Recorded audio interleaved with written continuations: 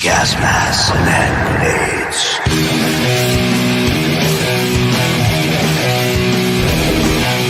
Gas masks and hand grenades.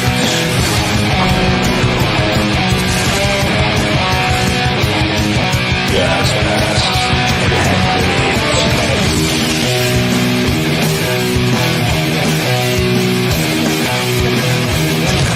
grenades. Gas masks and hand grenades.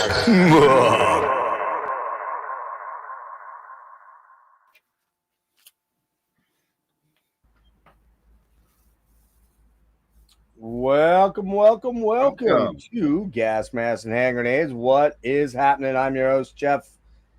I got my dude here. He's back. My dude, Louis, is here. Oh, and I just noticed you got your Lotus shirt on. Look at you. Yeah. Look at you, man. Why not? You are a super fan, aren't you?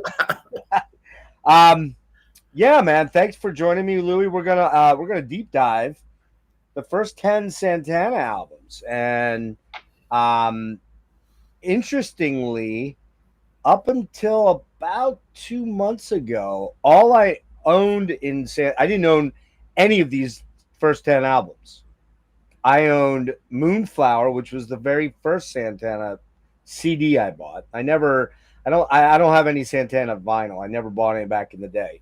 And I got a little story with Moonflower in a minute here, but we'll get into that when we do our How Did We Learn About the Band segment here in a sec. But I also, I also own some of the later period stuff. I own the box set.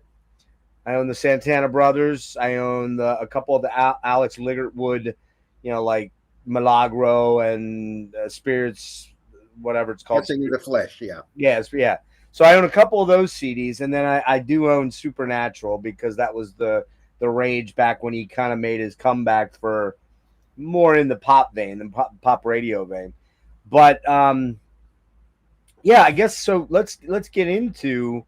Let me finish my thought there. So I didn't own any of these 10 first CDs, which is just kind of bizarre. When I kept thinking about it, I'm like, why don't I own like the first couple of Santana CDs? Like, what's actually wrong with me? I'm from that era. I know. Well, I'll tell my story about how I came in, then we'll jump to you. I came into them, and I'm 99% sure somewhere in the 70s, I had to have heard Evil Ways. I had to have heard Oye Como Va. I had to have heard Black Magic Woman. But I can't really say exactly when, where, and how. The moment I knew who Santana was is very distinct in my mind. And it really was through a song that isn't even a Santana song. It's a cover song they did in the late 70s. We'll talk about it. That blows away the original. And they actually have a habit of doing that, if you think about it. They have a real big habit of kicking ass on other people's songs. And that song was She's Not There by the Zombies off of Moonflower. And that was my first time here that I consciously was like, who is this? And I figured out some way, either heard it on the radio or I don't know. It was in the late, that was 77 when that came out. So it could have been early MTV. I'm not really sure, but that was the first CD I bought, was the double Half-Live hybrid album, Moonflower. Mm-hmm. And that's how I came into them, through a song that really wasn't even theirs. It was a song they made theirs that I think a lot of people probably figured, oh, who's this killer band? Not knowing that was a 60s Zombies track, you know what I mean? So how about you? Where did you come in? I came in right at the beginning, right around 1969, because Santana broke out huge in Puerto Rico, the whole Latin thing, right, which nobody had ever heard before. That was top 10 in Puerto Rico, and all the albums that we are talking about, with one exception, which was an import, I picked up as they were coming out. And of most of them, I have bought them and rebought them and upgraded like we collector geeks do. Yes. I was actually, while we're prepping this, trying to think which album I had bought the most times and couldn't come up with an answer. Oh, really? Yeah. Yes, you would have that problem more than me to a Yeah, degree. But yeah, um, okay, so 1969. How old are you in 69? Do you mind saying? 14. Okay, so you're old enough to be aware of like probably you were aware maybe not maybe directly when it happened, but within a couple days or within a week or two, you probably knew about Woodstock, right? Absolutely, Yeah.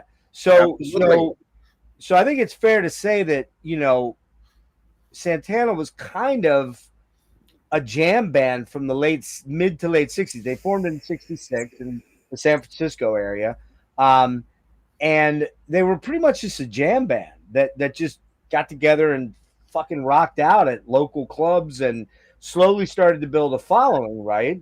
And played a lot of Tuesday nights at the Fillmore, which is when they was the Fillmore West, which is when they would let kind of like the local bands played, Right. and kind of Bill Graham after an original tiff when Santana showed up late, where they were like blacklisted for a little bit by Bill Graham, Right. they fell back into his good graces. Yeah, so yeah, that's a critical name. And in actuality, I did I got an extensive list of notes and each album notes. The one thing I forgot to do was pull up just the general history. So we'll do the old, which I always do. We'll do the Santana band Wikipedia deal here. 466 by Mexican-born American guitarist Carlos Santana, had various recording and performing lineups in its history, with Santana being the only consistent member. After signing to Columbia Records, the band's appearance at Woodstock Festival in '69 increased their profile. And that was what I was going to get to. Was Woodstock kind of blew them up in a lot of ways. In it, Go ahead. yeah, Woodstock totally blew them up in a lot of ways, and actually, Bill Graham helped shoehorn them into the Woodstock, into The both the lineup. Woodstock lineup and the movie. Okay. Okay. Huh? Um, Because their segment in the movie is the first time a lot of people saw and heard of Santana. Exactly. Yeah, yeah, yeah. They did Santana Abraxas in '70, Santana in '69, Santana 3 in '71. They were recorded by what they call the classic lineup, comprising of organist and lead vocalist Greg Rowley, percussionist Jose Chapito Arias, and Michael Carabello, drummer Michael Shreve, and bassist David Brown. And they had hit songs of this period, including Evil Ways, which is a cover, Black Magic Woman, which is a cover, Oyo Como Va, which I believe is a cover, right? Yeah, That's absolutely. It's a Tito Puente a cover. Tito Puente, right? Yeah. And Samba Party, was that them? No, that's an original. That's an original, right? That's what I Yeah. thought. Following a change in lineup and musical direction, '72, the band started to experiment with elements of jazz fusion for Caravanserai, Welcome. That was '72, '73. Borboleta in '74. And they reached a new peak of critical and commercial success with their 18th album, Supernatural in '99, which included Smooth and blah, blah, blah. Okay. Yeah. We're not going to be talking about that album. Sorry to break your heart, even though it's probably the biggest, his biggest album, more than likely. I just wanted to read one quick thing here. So in '66, Carlos Santana discovered San Fran's hippie and counterculture movement and wanted to be part of the new wave. He began to assemble his own band, the first lineup of which included Sergio Rodriguez on bass, Danny Harrell on drums, and Michael Carabello on percussion. By the way, Michael Carabello, interesting note about him is he looks a lot like Neil Schon. Yeah. In the early days, they had the big fro and the big, the Fu Manchu and shit. And I got into an argument with a dude one night on a message board, like a live message board. He kept saying, "No, man, Neil Schon was playing with Santana at Woodstock." I'm like, "No, he didn't." No. And I actually asked Neil Schon this myself, and he answered me on his Instagram about 5 years ago. I'm like, "Dude, that wasn't you." And he's like, "No, it's just Carabello and I kind of looked alike back then because we were the same age and we had the fro and we just looked kind of like that, you know." But yeah, so the band forms. They kind of build this local reputation, but they weren't really like an international player at that Absolutely not. And Carabello was actually, and Carlos Santana went to high school together. Did they really? Okay. Yeah. All right. Well, that doesn't surprise me. But so it really was the jam scene around San Fran in the late 60s and early, late 60s that got them noticed by Bill Graham. And then they get put on Woodstock, and that kind of explodes them because there's a lot of performances at Woodstock that are kind of historic. The Who, Crosby, Stills, Nash and Young, Sly, but this and Hendrix, because everybody had left by the time Hendrix played for the most part, or a lot of people had left. The Grateful Dead. I mean, there was a lot of these historic performances. Absolutely, and another band that got literally broke, hit the big time with their Woodstock performance was 10 years after. Oh God, yeah, man, fucking epic performance there. Yeah, but I don't know, honestly, if to my young mind, late teenage mind that's watching the Woodstock movie in the 80s. Okay, I'm probably watching that around 80, 81, right? So it's only about 13 years old at that point, because now when we talk about Woodstock, it just seems so long ago. Yeah.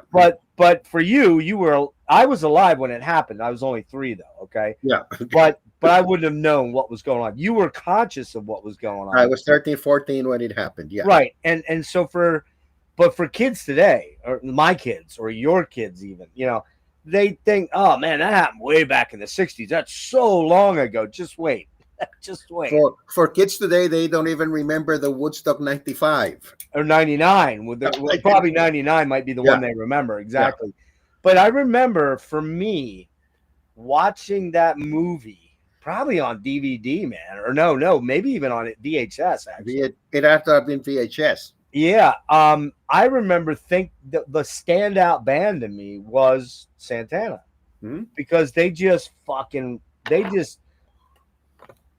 owned it. They owned the stage. They were so intensely good. And that is where my first kind of remembrance as a teen of them came in. And then I remember kind of connecting to the She's Not There track either in the very late 70s or very early 80s. It might have already been out. Moonflower may have been out 2 or 3 years when I finally heard She's Not There.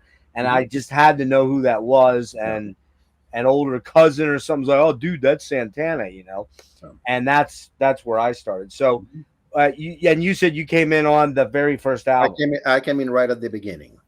Okay.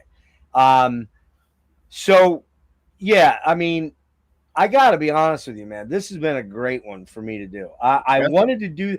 Oh, and the whole point of this whole exercise, Jeff, get your ADHD brain together here. I didn't own any of these CDs, like I said. And here, about 2 months ago, I'm like, this is bullshit. I got to fucking pick up at least the first 3 or 4. Okay. Yeah. I hit eBay, and as fate would have it, there was a package of. This is crazy, man. Hang on. I got to pull the one out of here that wasn't in here. I find this. You got lucky. Dude, $40 shipped for all these. $40. Wow. So they were $30 for so $3 a CD, OG Columbia pressings, like when the CDs first started coming out. Yeah.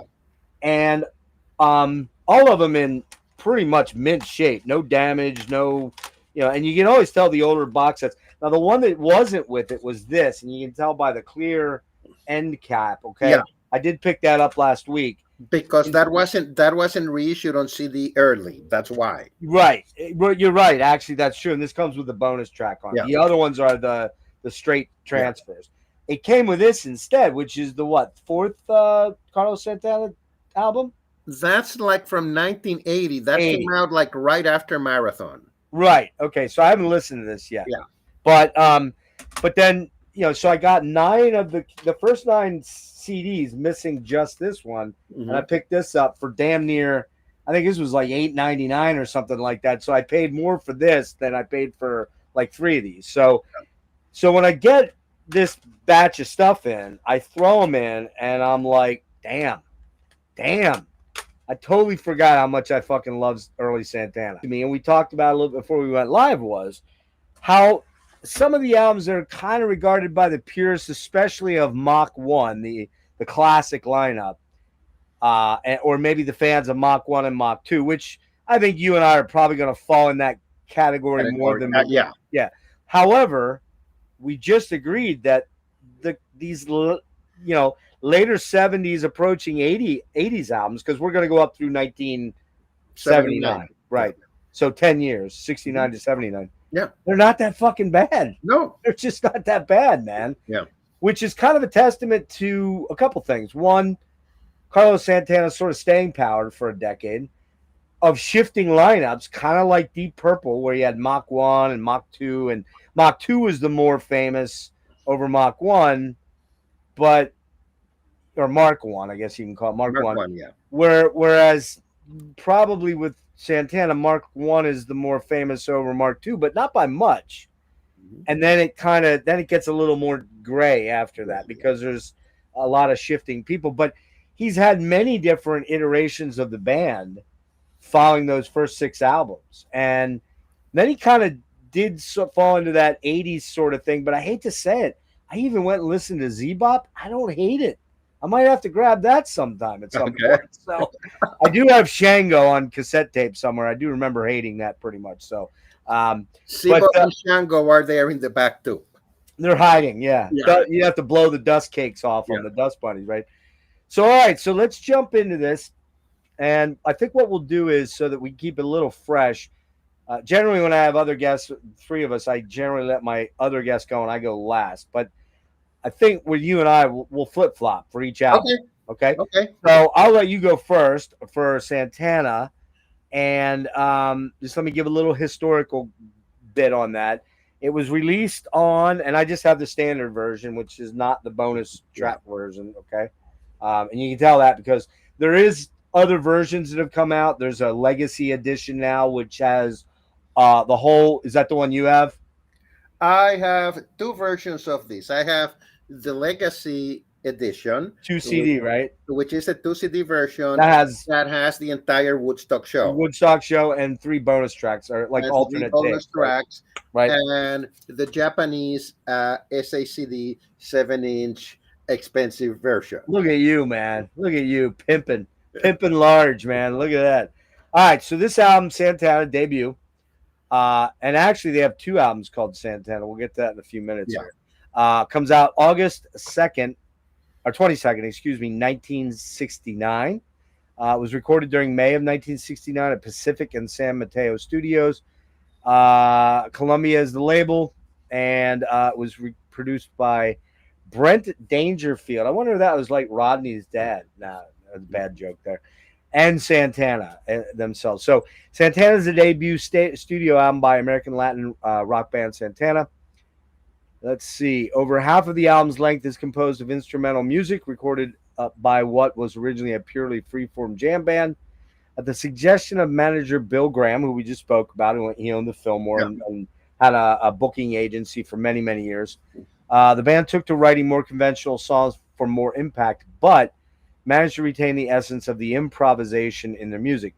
The album was destined to be a major release, given a boost by the band's performance at Woodstock Festival earlier that August. Yeah, that's true. They did that performance like a few weeks before this album. The first album came out. So that really helped kind of like get the name out there. The album's first single, Jingo, was only a modest performer, spending 8 weeks on the charts and reaching number 56. However, Evil Ways, the second single taken from the album, was a U.S. top 10 hit, reaching number 9 and spending 13 weeks on the chart. And this is back in the days when the charts were everything. Now they don't mean shit. Back then they were everything. They meant more albums and more tours. If you didn't chart, it meant you were in trouble.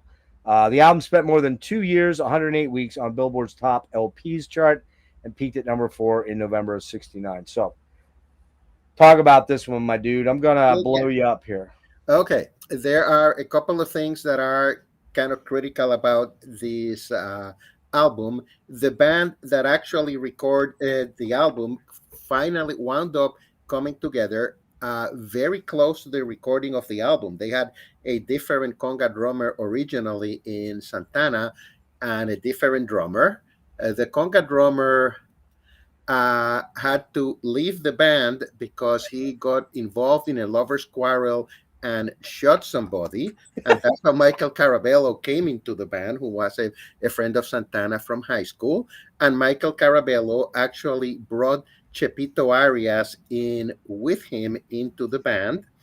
And when they were doing some demos at a studio, their original drummer got flipped and they picked up Michael Shreve, who was recording with another band at the same studio. Wow. Okay. Didn't read that. Okay, Yeah, cool. that's actually in the Carlos Santana biography, Universal Tone, Oh, okay. Cool. which to anybody who's a fan, yeah, it is Read it. strongly recommended. All right, I'll have to pick that up. Go read it.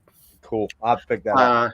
And what Jeff was saying about this being a jam band is totally true, and it's a jam band that basically got told to turn their jams into songs by two people. One was Bill Graham, and Jeff mentioned Evil Ways.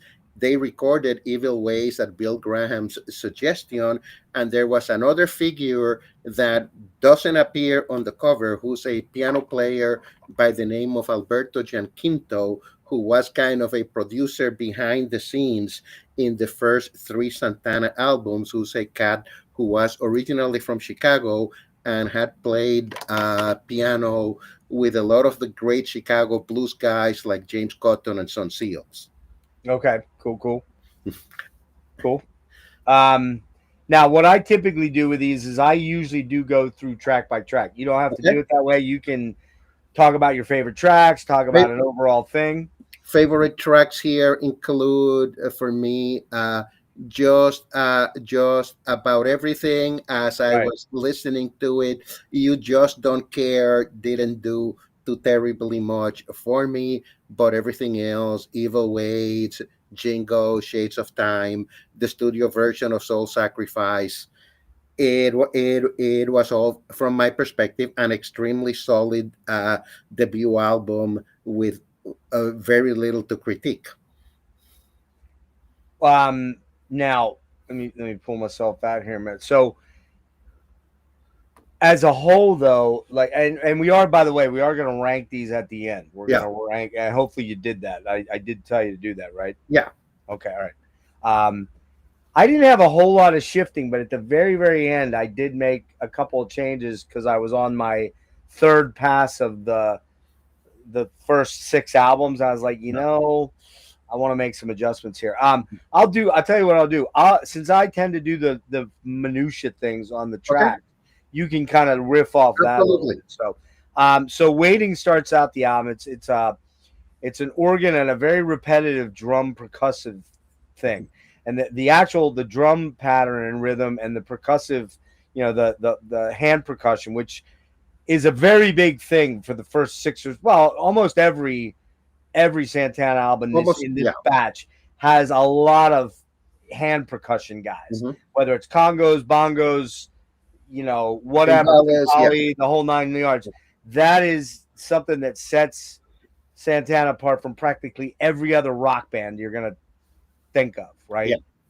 Especially in that era. Maybe a little bit, you had a little bit of that probably with the Dead, sort of, kind of, but they were more laid back and it wasn't quite the same. You might have had a little bit with the Allman Brothers of that era too, but for Santana, that was a hallmark, was all the percussion, the crazy good fucking hand percussion stuff, right? But anyways, you start out with Waiting, and it's got that, it's kind of a mantra of just a repetitive rhythm bed track, right? And over that, you got the organ and guitar from Rolly and Carlos, and there's a lot of stabbing, sort of, and you'll find that in these first 3 or 4 albums, well, the first 3 in particular, there's stabs of guitar. There's, in other words, it's not like Carlos, some tracks he solos the whole song, but most of them, there's a lot of interplay between. There's a lot of interchange, yeah. There's a lot of interplay between what the rhythm section's doing, and there's a lot of jams on the organ, the Hammond, the B3, the Fender Rhodes, and then Carlos will come in and do his thing, right? Especially on the first 2 albums before Neil Schon joined on the third album, and then there was a lot more harmony guitar being played. But yeah, that first track, man, It's fucking killer track. It's so good, man. Like it just sets the tone. It puts your head in that place. You're like, all right, I'm great driving music. Santana's always great driving music, Yeah. especially the first couple albums. All right. So we get the Evil Ways. That's kind of the hit song on the album. One of the hit songs. I never get tired of this song. I just don't get tired of it. I like you'd think after hearing it, I don't know, several hundred times in my lifetime, that I'd be like, oh, okay. But a couple factors. Number one, I'm a huge fan of Greg Rowley's voice. Always have been. Yeah. We talked about this the other day. When he was in Journey, I liked when Steve Perry came in, don't get me wrong. And I think Steve Perry had the voice. But Greg Rowley has such a distinctive sound to his voice that I just love it. I love the way his voice, it's bluesy, it's kind of deep and resonant, and it just fits this material so well, Again, lots of percussive stuff going on. The organ stabs, the solos by Carlos Santana are sick, really great. Shades is another super catchy tune. I love the back and forth in the vocals from Rowley, and Carlos sings on this one too, because Carlos does sing intermittently here and there. Yeah. He's never the lead guy, but he always usually has one track or sometimes even two or three in an album where he interjects. And he often does a lot of like duets with other people, whether it be a guy or a girl, which Call and response. Yeah. Then we get to Savor, which is probably the most percussive song on the album. It's very fucking, and it's just all that fucking great hand percussion stuff. This song kicks ass, dude. It really shows what a monster player Michael Shreve was. And if you watch Woodstock, Michael Shreve just goes fucking bananas. Yeah. And I think he's 19 years old there, maybe 20, maybe 18 or 19. Yeah. Yeah, which is insane. Like the level of just the guy is just a monster player that virtually no one ever talks about. When people talk about, unless you know, if you know, you know, but if you don't really know of Shreve, you're not going to bring him up, and you should, because the guy's just a fucking bananas player, right? Well, he had a very his post Santana career never reached any level of popularity, although there was a lot of good stuff there. Right. Well, that's true. He's pretty much known for just the Santana thing, but I mean, man, on Savor, he's a savage, dude. Yeah. I think he's actually 20. I looked it up. He's 20. Yeah. And then we get to Jingo, which is the first actual single. Jingo, jingo, la. What is it? Jingo, ba, ba, la, ba, ba, la, ba. Oh, man, it's just like, there's no way you can't get that in your head and be like, how do I get that out of my head now? It's a total earworm. Such a memorable vocal refrain, some jazzy fusion-y chords in there, which the first three albums were not yet where Carlos had jumped into the fusion thing. That kind of, as we go along, he's developing. It's developing in there. The other interesting thing about Jingo, since you were talking about covers, Jingo is also a cover of a track by a Nigerian drummer by the name of Baba Olatunji. Yeah, Nuji. What is it? His name Nunji or whatever. But Olatunji. Okay. All right. Yeah. That's right. That's a cover too. That's right. Yeah. Man, it's just a lot of deep, spiritual, hard-hitting guitar in this one. The organ, there's a lot of crazy organ madness. It's just it's a mentally mad mantra is what I say about it. So, and then we get to Persuasion, which is a really heavy track, man. Yeah, that's like almost like a heavy metal song in a weird way on the album. Kind of like a perfect track to open the second side. Yeah, exactly. But it's a shuffle. It's got a bluesy shuffle to it. It's groovy. I love this song, man. I love this fucking track, man. It's not my favorite though, but it's definitely up there. It probably is my second favorite. That and Treat is great too. That's another bluesy, jazzy. more low tempo track that has some really great piano on it by Greg. That one's kind of spiritual. Yeah. It's got a spiritual vibe to it, right? And then the track that you said doesn't do anything for you, probably my favorite track on the album. You just don't care. That is, you just don't care anymore. It's got that really resonant vocal in it, and I love the way Greg sings it. And it reminds me of like a mix between Cream and Hendrix a little bit, because it's pretty heavy, man. But you don't like it, but I do. You said it didn't do much. For some reason, maybe the placing on the album doesn't do it for me. Yeah. Yeah. But for me, that was the surprise track where I was like, damn, man, I dig this track a lot. And then we get to Soul Sacrifice, which is the big monster jam on the album. It was written by the bass player. Dave Brown. What's his name? Dave Brown. Dave Brown, right. Yeah. Killer bass player, man, really. Yeah. And actually, Carlos has had, we're going to mention some of the other ones. I forgot his name. I didn't write it down. But Santana's always had great players in every spot. Yeah. But in particular on bass, man. I mean, this guy is great. Roush is great. Yeah. What's his, not Petit, what's his, Tetela?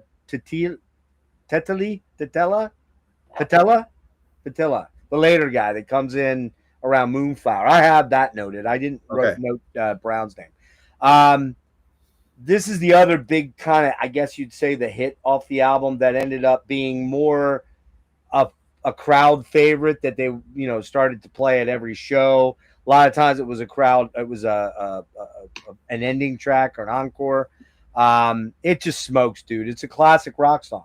And it's a track that they do live even today. Yeah. I'm sure, yeah. And speaking of that, I noted that Carlos is starting a big fucking residency at the Sphere the first week of November, I think. Yeah, he's doing like 2 weeks there, of like, I don't know how many shows, 10 or something like that. I bet she's seeing that Getty and Alex money right now and going, man, why can't I have a little bit? Well, at one point in time, Carlos moved to Vegas, so it might be like a hometown. Oh, it probably is. Yeah. Well, and everybody's playing the Sphere. That's the big thing. Set a residency up there, Def Leppard, YouTube, blah, blah, blah. You don't have to go anywhere. You're staying in the nicest hotels. You're eating in the nicest places. And you let people fly to see you. And everybody flies to see you, exactly. So, and the tickets, of course, were not cheap. They weren't like the Getty and Alice tickets, which, by the way, they added 17 more shows, thankfully. I might get to see them in Philly, maybe. They added Detroit, too. They added Detroit. Yep. After I railed against them and called them sellouts, and we'll see what happens. I'm sure they watch my channel religiously. Yeah.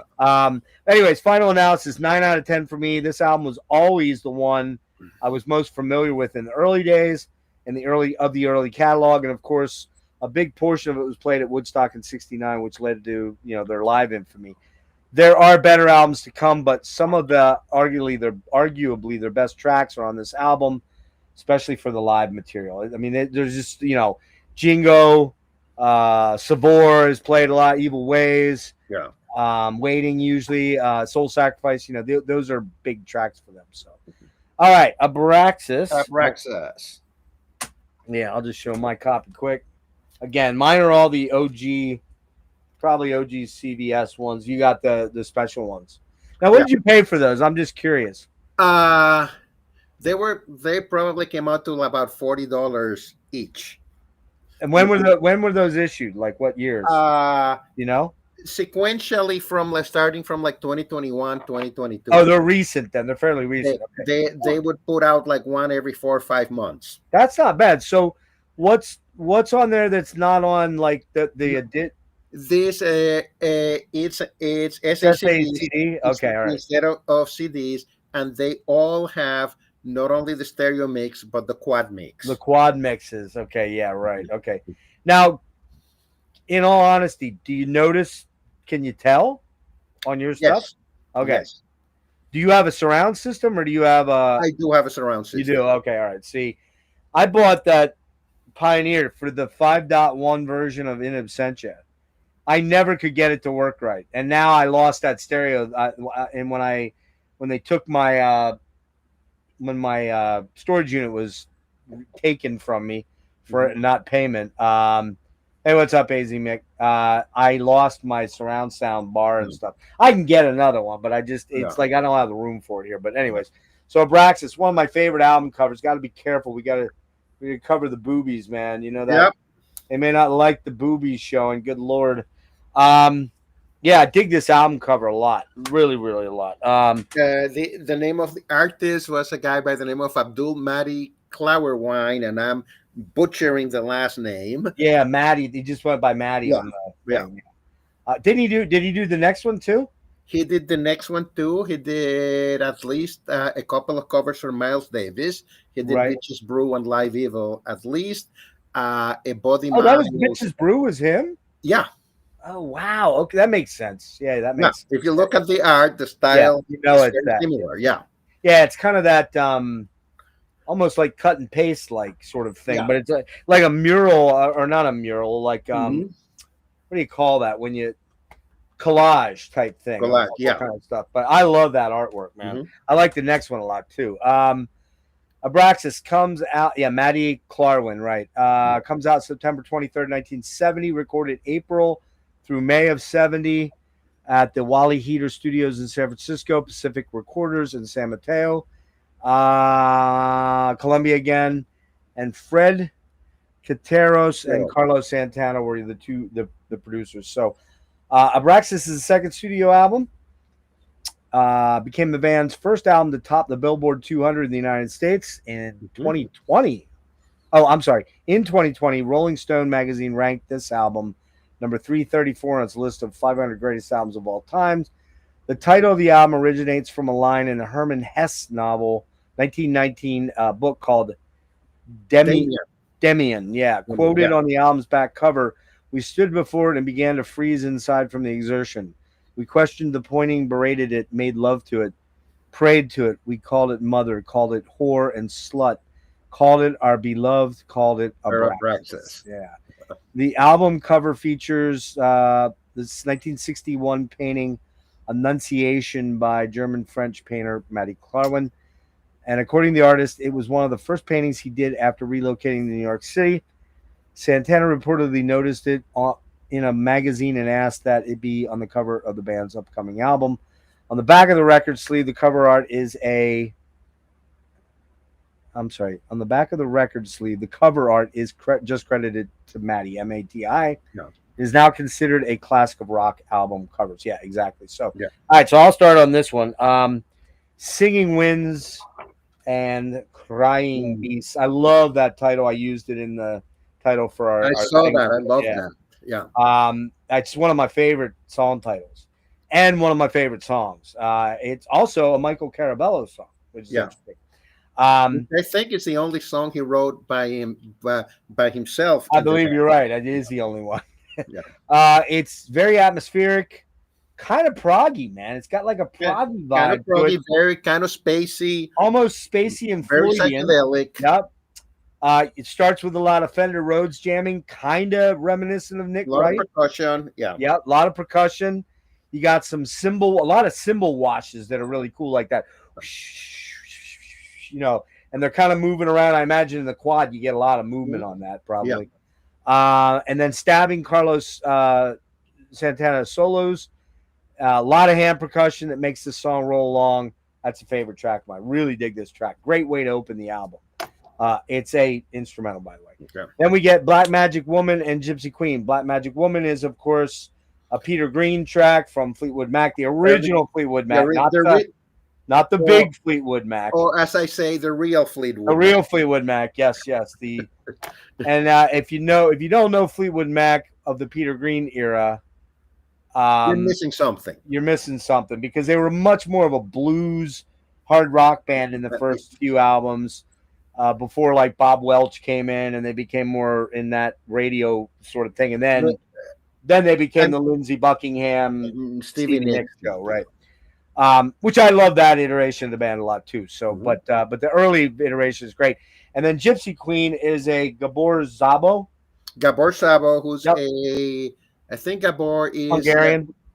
Hungarian. He was actually a good friend of Carlos and a major influence on Carlos's playing. Big time. And actually, at some point in time, they actually lived together. And if I'm not wrong, I'm pretty sure Gabor Szabo was also a pretty major influence on Al Di Meola, I believe. Probably, and on a lot of fusion cats, Gabor Szabo, in a lot of ways, is an original fusion guy. A proto fusion guy who did a bunch of amazing records for Impulse, and he had a beautiful tone too. But he mostly played acoustic, didn't he? No, he played both. Oh, he did play electric? Okay, Yeah. I've got to be honest with you. I've not dove hardcore in him, but I need to do that. Sadly, he died in '82 of a heroin abuse for a long time. Heroin. At one point in time, Carlos put out originally a VHS, now available on DVD, called Influences, where he covers his 3 favorite early influences, and one of them is Gabor Szabo, which is where you can probably find the only. I would think the other is Coltrane. No, they're guitar players. The others are guitars. A Brazilian guy by the name of Bolacete and Wes Montgomery. Oh, Wes, yeah, of course, yeah.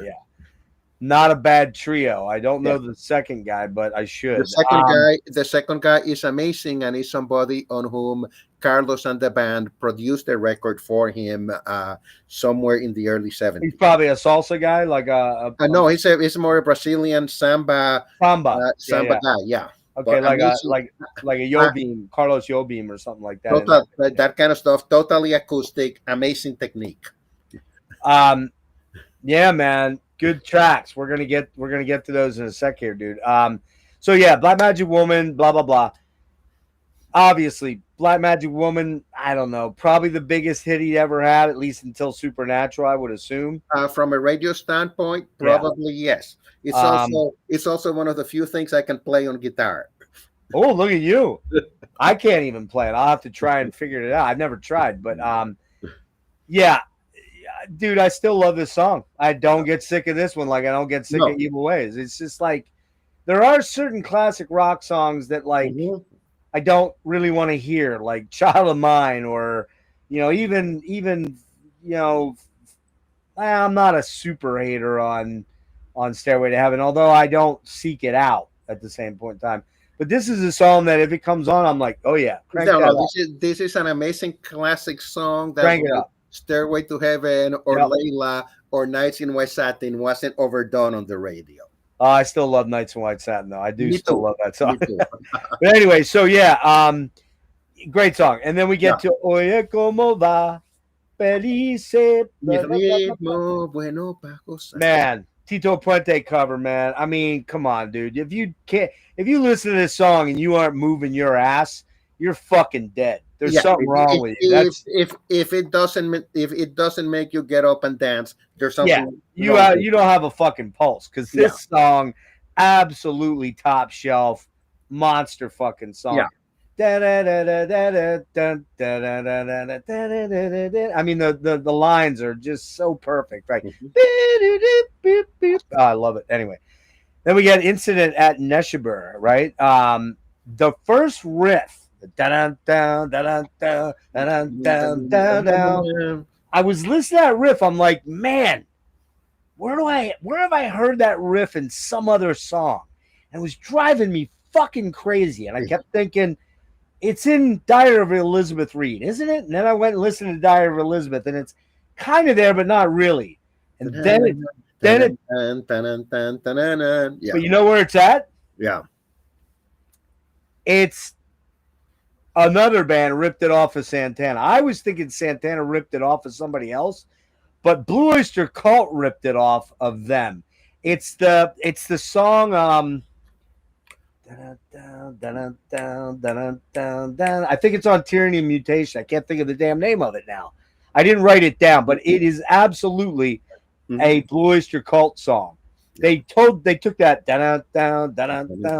they ripped it off completely. I figured out it was Blue Oyster Cult. I just couldn't figure out which track it was. So it's more than likely that BOC ripped off Santana on that one.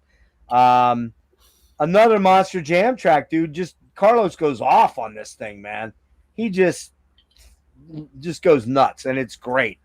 It's a kind of a show stealer track, and obviously we're going to talk about a live We'll version. talk about that. Yeah. We'll talk about that later. This track is also the one appearance of Alberto Gianquinto on a Santana record, who's the one who does the piano solo here. Oh yeah, that's right. He does the piano on it. Right. Yeah. Yep. Se Acabo, really cool instrumental jam with tons of. Hold on for a second. Before we get off the first side, one of the things that I love about the first side is that the first side has a totally unique flow that actually almost plays like a suite. Yeah, it kind of does, because Crying Beast really ties in with Neshabird at the end. Like there's they all kind of tied together, which is a theme that you see. The sidelong kind of suite construction is a theme that we'll come back to, because I see that in a lot of the other records too. Well, definitely Caravanserai, of course. Probably even Borboleta, even to a good degree. Yeah. And yeah, it's kind of I mean, I wouldn't call it like a conceptual tie-in though, like that kind of thing. But it's a flow of flow. Yeah. But well, again though, here, you know, which you bring up a very important part. It's a 70s thing. Yeah. You kind of had to been listening to vinyl back then to get that.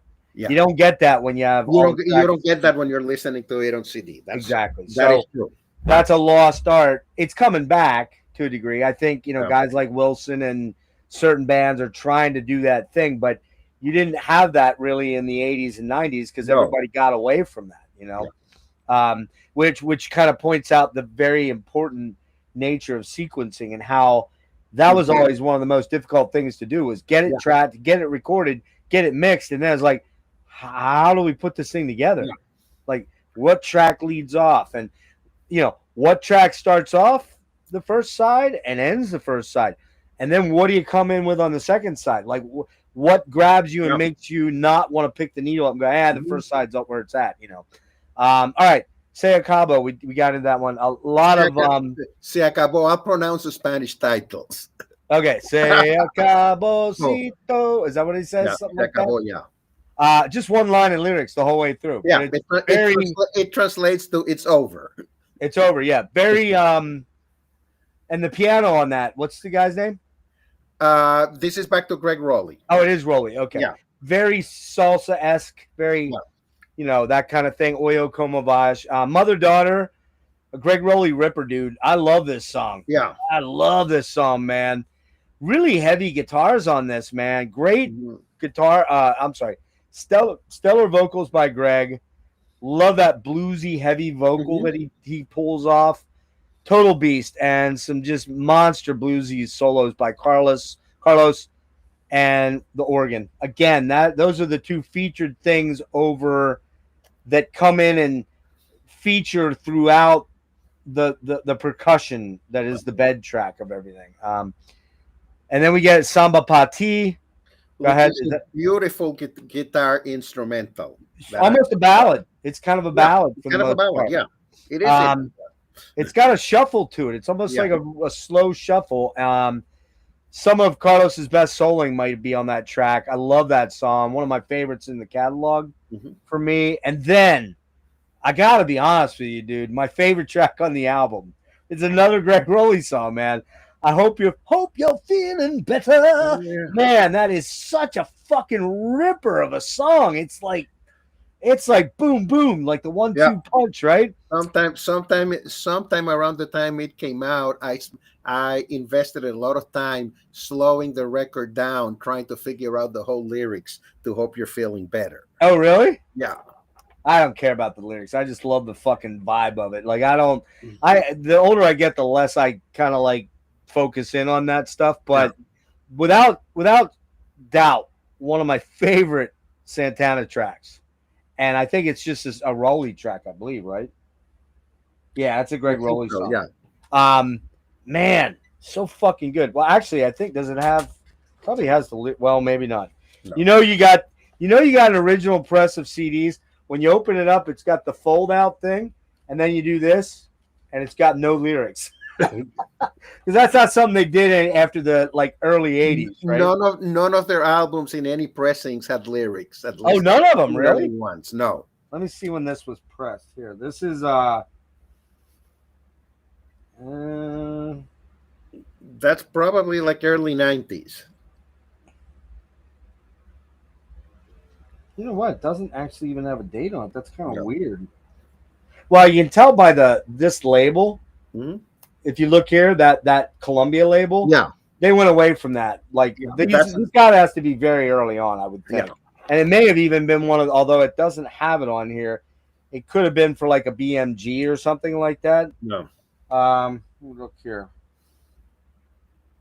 It was one of those that had the big, the new version had the nice price sticker on. Dude, you know what? This is a Japanese pressing.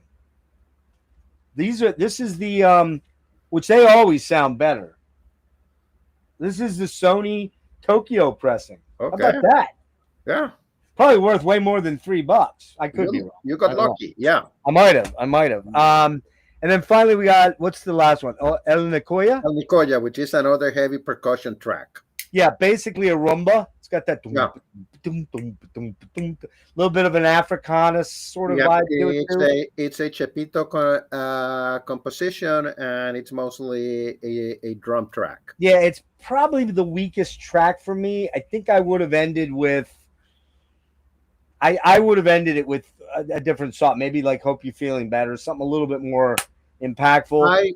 I think the intention was to bookmark the second side, because speaking on vinyl terms, which just have this was sequence with a percussion track at the beginning and a percussion track at the end. Could have been. Yeah.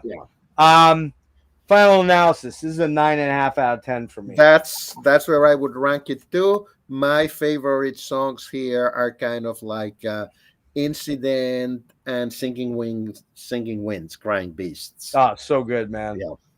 Oh, I mean, really, to be very honest with you, every song on here, with the exception of the final track, does it for me. Yeah. And it'll reflect when we get to our final tally here. Generally a better version of the debut. The jams are still all there, but the songs, especially the vocal ones, they're just better songs for me. The production to me is a lot better too. Yeah, I think the production is better too. Yeah. You the still have the recording. I think they had more time. You still have the jam band element. Record. Yeah.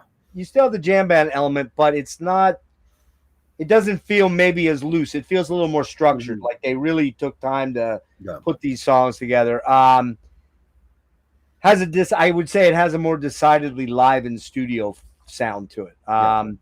Again, they started playing a lot more marquee shows following Woodstock and the success of the first album. They probably had a bigger budget, I would assume, too. Yeah. You would think. All right. Santana 3. I could say that they actually had a budget. Yeah, right. They had a budget. That's a good way of putting it. Yeah. See, this is another one that I think these are all. No, this is a New York one. Anyway. Okay. Santana 3. It's called Santana, though. Yeah. It's really not called Santana 3, but it's become known as Santana 3, right? Yeah, we all call, everybody calls it Santana 3. Exactly. And I will say, is this Maddie again? Yes, this is another Maddie cover. I'm just looking at one thing here. I'm not seeing. I love this album cover. I love it. I would totally buy a shirt with that on it, no doubt about it. Also, really dig the logo. That's my favorite Santana logo right there. Let me show you how the big version looks. Actually, oh yeah, look at that, man. So it's like a 7-inch or a 10-inch? 7-inch, right? It's packaged. They're packaged like a 7-inch single. Yeah. Yeah, like about 8x8, I guess, somewhere in that range. 7x7. Yeah. Or it is 7. Okay, all right. This album comes out. Let me bounce out for 1 sec. This album comes out September 24th, 1971. Recorded January through July. Now, notice they had almost 6 months to put this album together, whereas the last time it was 2 months. So they're getting bigger, a little more studio time. Well, Uh, not only that, they're but this touring. album was recorded in spurts while they were touring. Right, which happened with a lot of '70s bands. Yeah. They were on the road a lot. They Mhm. dip into the studio when they could. Yeah, AZ Mick, you're right. We're Yeah. gonna talk. We're gonna talk a lot about that in a second here. So this was recorded at Columbia Studios in San Francisco. Um, it's on Columbia Legacy, and Santana was the producer.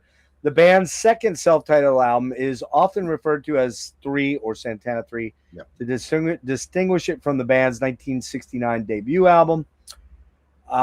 It was, I'm sorry, hold on. It's also known as The Man with an Outstretched Hand after its album cover image. It was the third and last album by the Woodstock era lineup.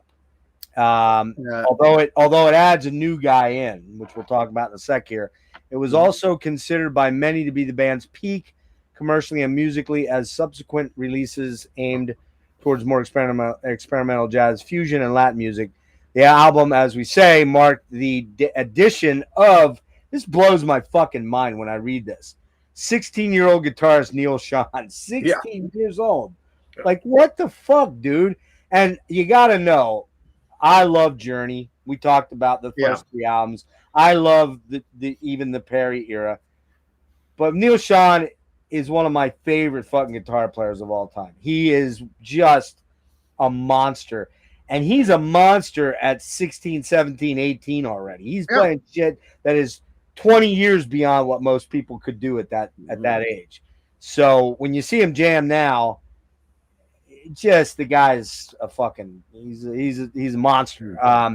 So go ahead, start on this one here with and I'll kind of add in, I guess. I love this album from beginning, kind of from beginning to end. Same. It starts with Batuka, which is where you kind of first get to hear Neil Sean, who actually does the first solo. Yeah. The first solo on the record, and it's a short, catchy, punchy track that leads into "No One to Depend On," which was kind of like the big hit Man, so good. of the album, and So good. was huge. And it has some great guitar exchanges between Neil and Carlos. Oh man, that are absolutely mind blowing. And then it kind of moves into Taboo / Toussaint Louverture, which are 2 tracks that kind of flow beautifully into each other. Heavily, Taboo is a little bit more melodic, a ballady type, and Toussaint Louverture is an all out percussion jam. Yep. That is amazing, and one of the things that they actually still play live to this day is the Taboo Toussaint Louverture medley. Kind of still has. Just before you go on, how many times have you seen Santana? I have seen Santana about 5 or 6 times. Okay. The first time was around this time because they played Puerto Rico in the early 70s. And so you were like 17 or something? I was still in high school. I must have been 16 or 17. Yeah. Wow, no shit. That's crazy, man. I've never seen him. Never seen him. Just hasn't worked out. I don't think. Go ahead. So you're at Toussaint. Everybody's Everything. Everybody's Everything is kind of like a funky, jammy track that that's my weakest. That's my weakest track. My only one little track that might have been issued as a single to might have been. I think it was the second single of the album. Could be totally wrong. You might be right. Yeah. It adds the Tower of Power horns into the track, which I think to me kind of clutters things up. It does. It does. It kind of clutters things up a bit. It sounds like a James Brown track. Yeah. And I like it. It's still a good track. It's a very solid track. It's the one part of the album that dips just a tiny bit, and you'll see where I lay it out here. It sounds more like a Tower of Power track than a Santana track. Yes, it does. Yep. Yeah. Then what comes next? Guajira. Guajira, which is Vámonos, Guajira. Vamos la Vámonos, bailar. Love it. which is an all-out Latin swinger, Killer. very traditional Latin stuff. You could put this on a 70s salsa record and fool everybody. That has a great piano solo by Mario Ochoa, who's the guest piano player there. Then comes Jungle Strut, which is a very funky track. Originally, it's the one cover on this record. It was originally recorded by a jazz saxophone player from Chicago by the name of Gene Ammons, and brought into the group by Greg Rowley, who has some killer organs segments Yeah. in this. Then there is a ballad. You Everything. forgot to mention one. You forgot to mention one guy on "No One to Depend On." Was partially written by Coque. I was going to talk. I was going to talk about the role of Coke Escovedo in this album at the end, because Coke Escovedo is all over in a lot of ways. Is due to a tragic happening. Coke Escovedo is kind of all over the album. Everything's coming our way, which is kind of like your 2 a.m. ballad. Beautiful ballads. One of the songs, Dude, I love that song. Yeah, me too. It's so good, and Carlos's vocals on it are great. Yeah. Man. Everything's coming our way. Yeah. It's such a beautiful song. It's almost mostly acoustic in a weird way, kind of. Yeah. You know. And then what do we got? Paralos Rumberos, which is a Latin scorcher, another Tito Puente cover that was probably a bigger song for Tito Puente than what Oye Como Va was for Tito Puente, as far as the Tito Puente catalog. It was way more covered. There were bands of friends of mine in the early 70s who used to cover Para los Rumberos. But here's the thing. What a banger way to close the album. Absolutely. Unlike on Abraxas, where I think it could have used a song like this to close out, this nails the album. That was kind of like the intention of El Nicoya was kind of what they finally accomplished here. Yeah, it's not on the same level as this track. It's absolutely not on the same level. There is some great trumpet work here by Luis Gasca, who's a guest and actually helps make the track too. Right. We should mention, well, I'm going to hit my track rundown real fast. So Batuka, super funny, jammy, heavy, killer percussion as usual, some great heavy riffs. And you mentioned Sean. Really, Sean's addition on this album, not so much on Caravanserai, but on this one for sure, a little bit on Caravanserai. You really feel his presence in a lot of ways, because you can definitely tell the difference between when Carlos is soloing and when he's soloing. There's a noticeable difference. Yeah. Probably one of the heaviest Santana tracks, you think?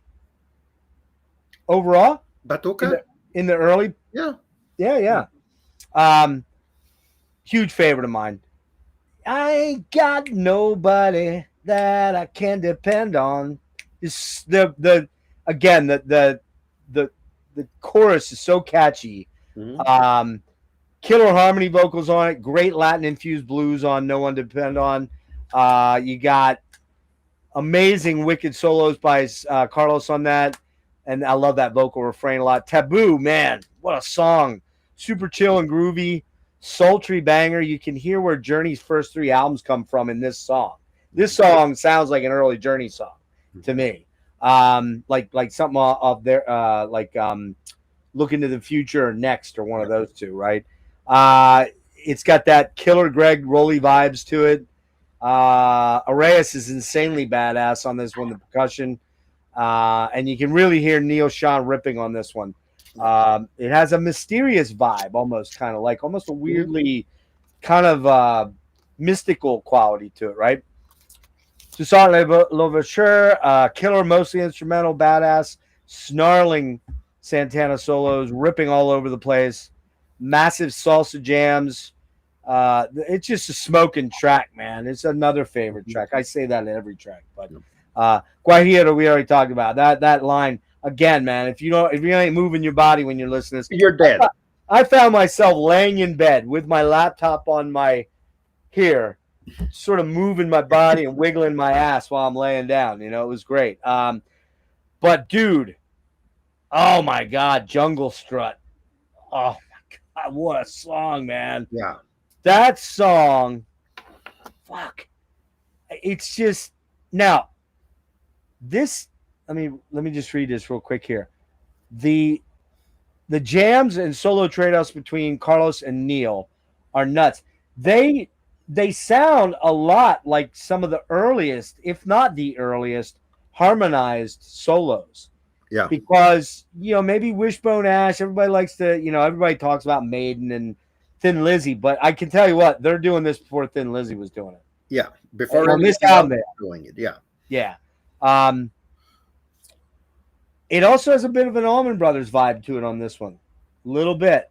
Yeah. Like that kind of Diary of Elizabeth Reed, or maybe Melissa or something like that. You got those harmony things going on, or Blue Sky. Probably my favorite song on the album. I just love that song. Everything, like you said, love this track for Everything's Coming Our Way. It's sunny, it's bouncy, the vocals, the acoustic, the organ, super upbeat, gorgeous song. Love that track. Para los Rumbaros, we talked about. Killer way to end this album. Killer way to end this album. The Legacy Edition adds 3 bonus tracks. Is that on your? The Legacy Edition has 3 bonus tracks. Right. 4 bonus tracks on the first disc, and on the second disc has their set from the closing of the Fillmore West. Okay, and that's on the Japanese one? No, that's not on that. Oh, it's not. On Okay. this. Oh, it's on the Legacy one. Okay. It's on the Legacy Edition, and the closing of the Fillmore West set is kind of important, because in the closing of the Fillmore West is where you first get to see kind of the beginnings of the jazzy fusion period that we're gonna talk next. They covered Miles Davis in a silent way. Okay, right. It's one of the tracks that made it into the Fillmore West movie. Right. Which I've never heard. I got to check that out. So, I wanted to touch on those 3 tracks. Gumbo, that's super heavy, almost like an acid rocker, man. Yeah. Tons of killer guitar. That's a Neil, Sean, Carlos. I would have loved that for that to have been on the album, other than maybe the Everybody's Everything. Yeah. Folsom Street, a samba jam with some sweet Carlos ripping solos. Mm-hmm. Pretty much a rumba type rhythm, digging the flute. I really like the flute on this one, man. Which that's maybe the only place that the flute kind of showed up on those early albums that I'm aware of. So, Rager, I love that song. Yeah. Bombaye, I guess it is. Bombaye. Yeah. It's okay. Kind of long. That one I can do without. I can live without that one. So for me, this is a 9.75 out of 10. I deduct a 0.25 for that track, the James Brown track, which is not a bad track. I want to reiterate that. It's a good track. It just is the weak track. It just doesn't fit. It just doesn't fit with everything else. This is the final album of phase 1 of the OG. And an important thing about this album is the role of Coque Escovido as a guest star, who did a lot of the percussion work on this album, because at this time, Chepito Arias required surgery for a brain aneurysm. Oh, really? Yeah, that's... Now, I think Escovedo, and he was Sheila E.'s uncle? Sheila E.'s uncle, yeah. Uncle, yeah. He died pretty young, though. I think he died pretty young. Cirrhosis. And his brother Pete will show up later on, like 4 or 5 albums down the road. That's correct. Yes. So, yeah, man. And they both, Coke and Pete, actually around this time used to lead their own Latin rock kind of big band. Azteca. Azteca. I got to check that out. I found out about that today, Got to check that one out. I'm sure Yeah. I'll love it. Absolutely, two killer records. What did you say about Neil Sean actually plays on the first He does. record. That's why I got to check it out for sure. What did you say about a brain thing? A brain aneurysm. Who had one? Chepito Arias, the timbales player. Oh, I didn't know that. That's why Coque Escovido was kind of drafted, who was another San Francisco guy. But he didn't die, did he, or did he? No, he survived. He survived. Wow. He survived all the way to play on Caravanserai Welcome and Festival. Okay, that's what I thought. I was going to say I knew he was on later albums. So, all right. So Caravanserai, you brought that album up. That will be the fourth album. Let's just say that between these third and fourth album comes a huge and complicated transitional period where there were changes in the band, mostly due to people who got sacked because of heavy drug use, which was the case of Michael Caravello, and in a lot of ways Dave Brown and Stan Markham, who was one of their managers, all of them had to go. At one point, Carlos said, "It's them or me." I'm guessing it was heroin, right? It was probably opiates. Yeah. And there were some gigs that Carlos refused to play, and the band played without him. And you can imagine how controversial that was.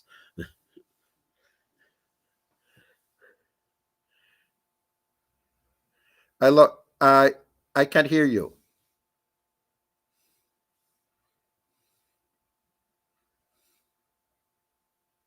Can you hear me now? No, yeah.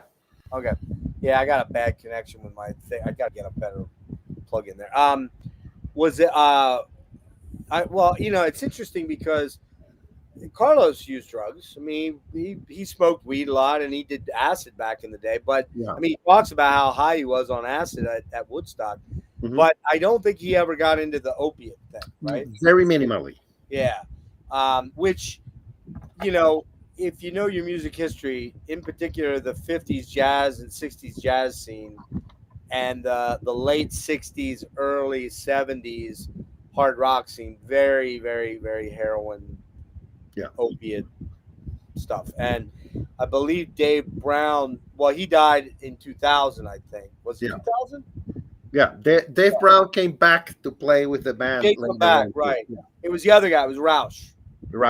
Rauch is the one that died of drug overdose. Yeah, Rauch died in about 1980. Yeah, he was young, man, only like 28. I was actually looking all the records that he played today, and he was 28 or 29 when he died. 28, yeah.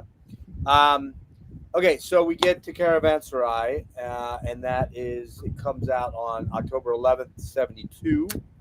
Was recorded between February and May of 72. Columbia Studios, San Francisco, California.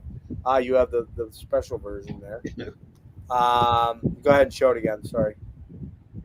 Man, I got to look for those, man. I might have to think about that. And then that was on Columbia CBS, and Michael Shreve and Carlos Santana were the producers on this one. So, fourth studio album by Santana. The album marked a period of transition for Santana, as it was the band's last to feature several key early members. Two big ones, meaning Neil Sean and Greg Rowley. Yeah. And they shifted away into a more instrumental, progressive jazz fusion direction. This one sold fewer quantities than the band's previous chart-topping albums. It stalled at number 8 on the Billboard Top LPs tape chart, but it's been critically acclaimed. The album was regarded as an artistic success, but the musical changes that began on its release in 72 marked the start of a fall in Santana's commercial popularity. In a 2013 interview, drummer and album producer Michael Shreve recalled that Columbia president Clive Davis, upon first hearing the finished album, told Santana he was committing career suicide. Yeah.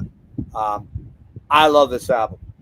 It's very spiritual. We have to say that around this time, Carlos is starting to awaken to become a real.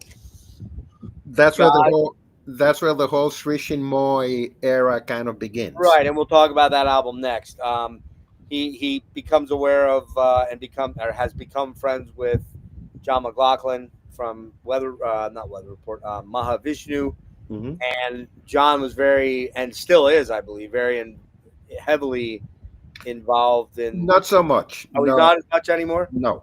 Did he kind of move away from that finally? Kind of move. Both Carlos and John kind of moved away from that. But they were kind of for quite a while. They were pretty. They were very heavily invested. Yes. Kind of. I don't want to use the word the cult, but there's a little bit of cultishness to it, sort of, kind of. So, and Buddhism, no, Hinduism. Hinduism, right? Um, yeah, Eternal Caravan of Reincarnation, spiritual, jazzy, meditative, super chilled, kind of heady.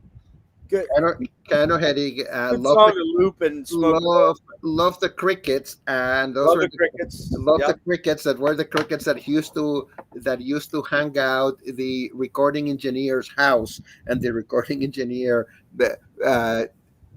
dubbed the tape of the cricket Added them into in, the yeah, track. yeah. Yeah. I say this is a heady, good song for repeat listens when adding some devil's lettuce to the mix. Yeah. Not that I would know anything about No. that. But Waves Within, man, I love this song. I love this song so much. It sounds like its namesake, like wavy and ethereal and headspacey. It's a lot of beautiful little melodic motifs going all over it, throughout it. Love it. Look Up is super funky and jammy. Lots of organ and wah drenched guitar. A lot of wah. Like Carlos has always used the wah pretty effectively. But But more this- here than other places. This one he's going into wah overdrive for sure. Yeah, Just in Time to See the Sun. Nice little transitional sort of jazzy, ethereal piece there. And then we get to the beautiful Song of the Wind, man. I love The this next song. two, both Song of the Wind and Ah. All the Love of the Universe, which kind of flow into each other too. Gorgeous, breezy ballad, breezy and mysterious and beautiful. That Song of the Wind. All the Love of the Universe, kind of again breezy and spiritual, relaxing, almost a pop tune in a weird way. It's got a pop sensibility to it. Probably my least favorite track on the album. I just feel it's a little too long. It would be better at 3.5 minutes as opposed to almost 6. But I still like it. But it's probably my weakest track. Future Primitive, man. This is a super Floydian song to me, man. Yeah. This has just super Pink Floyd vibes. Early 70s Pink Floyd vibes. It's also got a little bit of Weather Report sort of stuff going on in Yeah, there. there's a little bit of the Joe Zawinul synth sound. Exactly. Yep. And then, if I'm not wrong, Stanley Clark's on the next album. My bad. Yeah. You get a lot of, about halfway through Future Primitives. That's when the track kicks in for Mingo Lewis and Arias to start just going off on the drums, right? And the way how the band picked up James Mingo Lewis is kind of interesting, because they were playing a gig in New York, and for some reason a Carabello couldn't make the gig, and they asked if there was any conga players in the audience, and No way. Mingo Lewis raised his hand, and they gave him like $4 to go home and get his congas on a taxi and come back and Are play. you serious? I am very serious. That's fucking crazy. And he's Yeah. a great player, man. He's really good. Yeah. He did one solo album in the 70s. That's amazing. A good friend of mine describes it as the best Al Di Meola record Al Di Meola never made. Oh, wow. Yeah. I got to check that out then for sure. Hey, what's up, Tim? Sorry, I didn't see you in your Caravanserai. Your favorite? Okay, cool. Yeah, it does take you on a spiritual journey, which is what Carlos was intending. He was going through it himself. Stoneflower, I love this song, man. Yeah. I love this song. It's jazzy but poppy. It's got a little bit of salsa in it. It's man, the fucking the vibe of it is so good. Yeah, that's an Antonio Carlos Jobim cover with lyrics by Michael Shreve, actually. Yeah. Oh, I didn't know it was a Jobim. Really? It's a Jobim. It's a Jobim tune that Shreve brought to the band Appropriate. and wrote the Okay. lyrics too. Yeah. I did not know that. How about that? How about that? That's okay. Yeah, and yeah, Shreve and Carlos. I just love that song. Probably my man might be my favorite song on the album. It probably is. And then we get to La Fuente. Del Ritmo, which is a crazy drum, a crazy Latin drum workout, which is Yeah. actually the first track with Armando Peraza, who will figure for a long time in the band. The first track he ever played with the band. Who was it again? Armando Peraza, the conga Oh, player. Peraza. Right. Yeah. Yeah.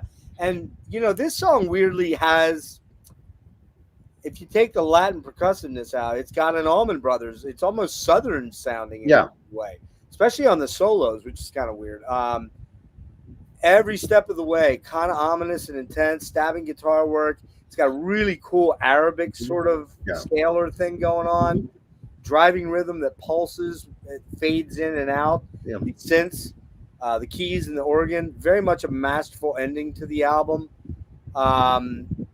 It's long. It's like 10 minutes long. Like 9 minutes. Yeah, and it builds and kind of builds and builds and builds. It's spiritual and haunting at the same time, and it's pretty progressive actually. If you listen to really carefully listen to it, it's a pretty progressive song overall.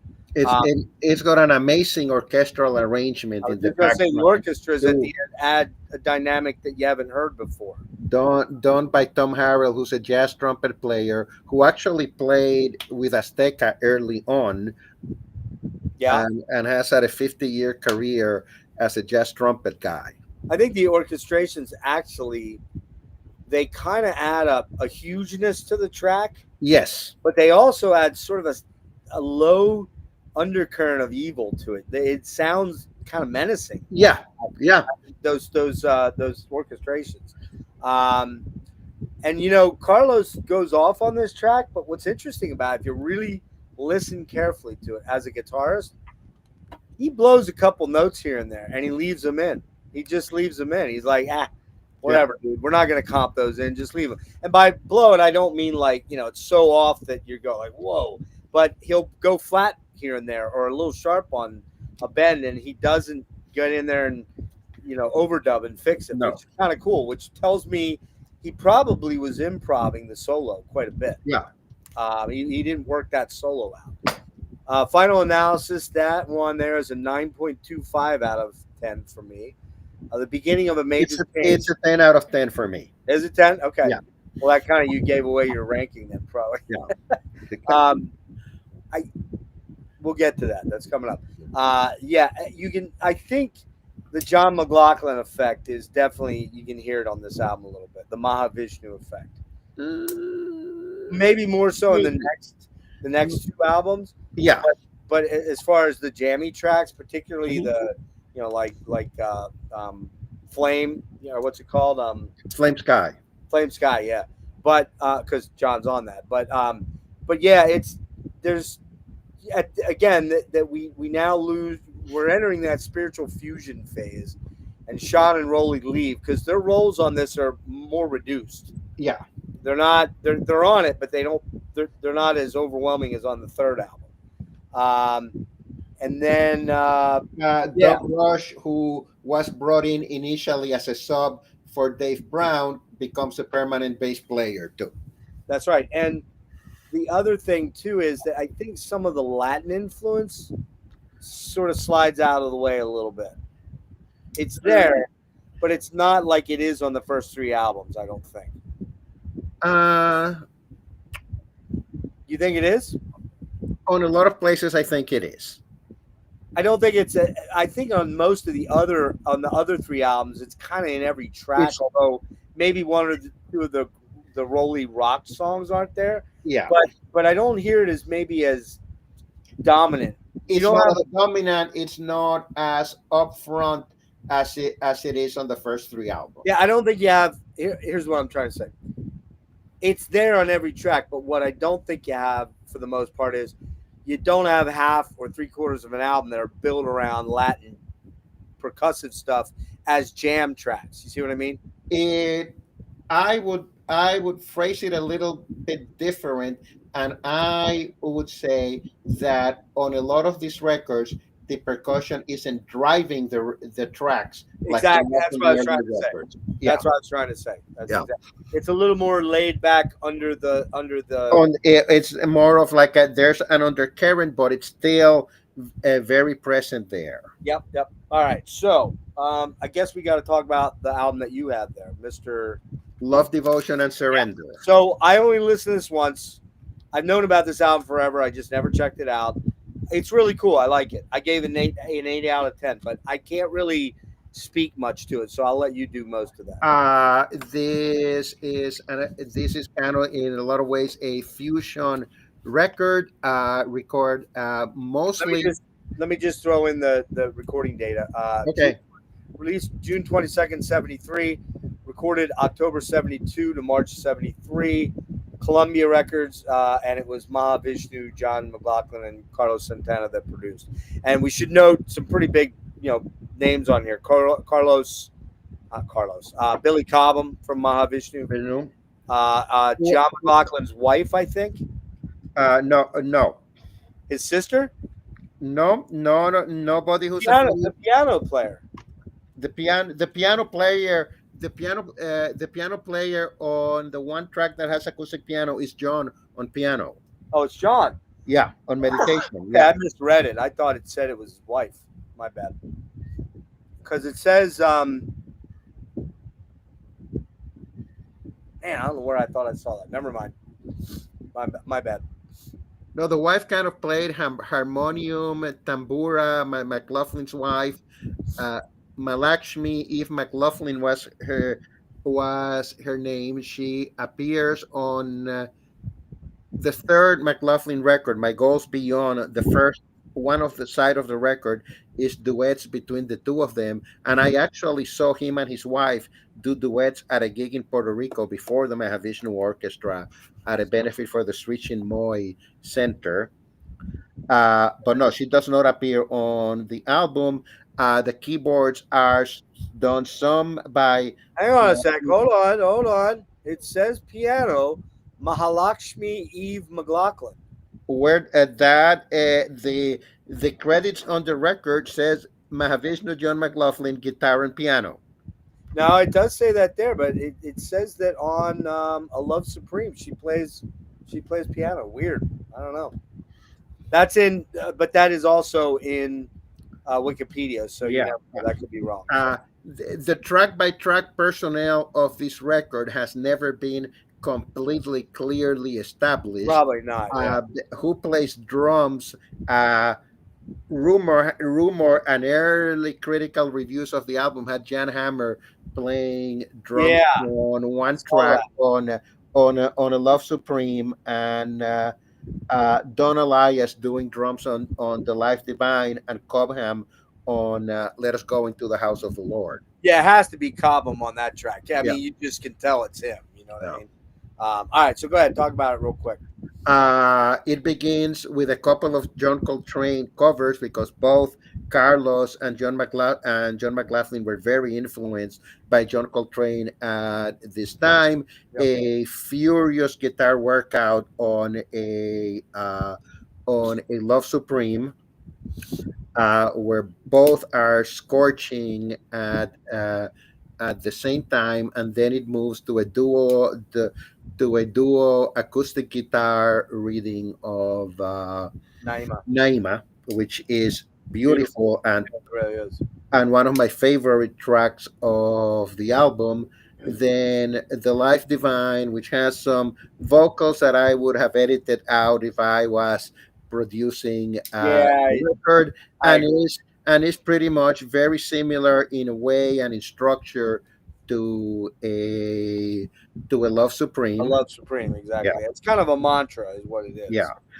To me, Let Us Go Into the House of the Lord, which opens the that's second smoker. side, that is an absolute smoker, which is my favorite track of of the album, there is a moment about 4 to 5 minutes into the track where Armando Peraza joins in on congas and sends everything Hyperspace. into hyperspace. Yeah, I was going to say into the stratosphere yeah, yeah. of jamming, and it's absolutely my favorite track of the album. And then they chill it down with an acoustic track at the end, meditation, Really pretty. It's pretty. which is John McLaughlin on piano and Carlos on acoustic guitar.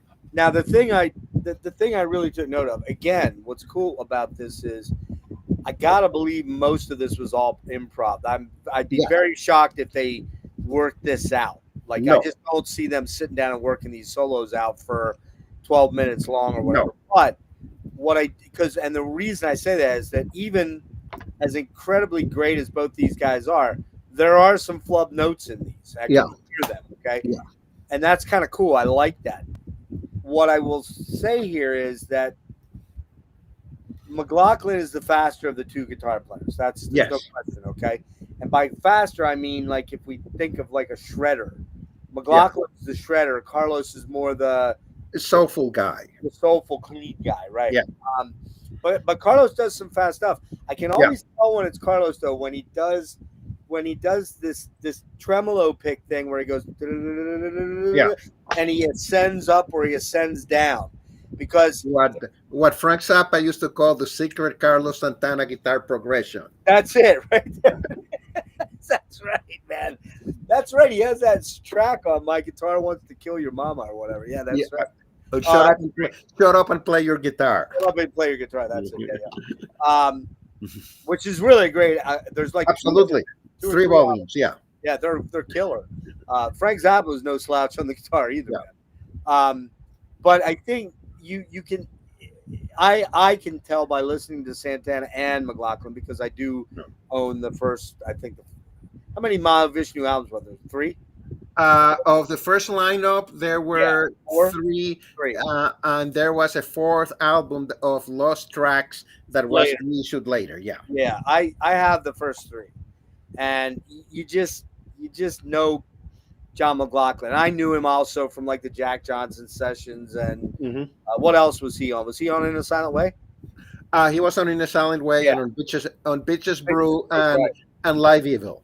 That's right. Oh, Live Evil. That's right. Yeah, and I have all those albums, so I kind of know what John sounds like, and you can tell. His playing on Live Evil is is totally funky, out of this world. Yeah. So I gave it an 8 out of 10. It's a guitar wank album, but it's a cool one, and it really was. This partnership that they had, this friendship that they had, kind of led each other maybe into more spiritual directions. I gather that John was first there and Carlos kind of followed a little bit, right? So an interesting note is that there was a short tour following that record by a sextet of John, Carlos, Armando Peraza, Billy Cobham, Larry Young, and Doug Roach. Wow. That you can probably, there's a Chicago show that has made the bootleg rounds. Okay. It is absolutely amazingly scorching from beginning to end. And unfortunately, at one point in time, a live album was kind of planned from that tour, but that never happened. Never happened. Wow. Yeah, and that was the era of the live albums. So we're going to talk about that. But you can find some of that tour on YouTube if you look hard enough. I'm sure.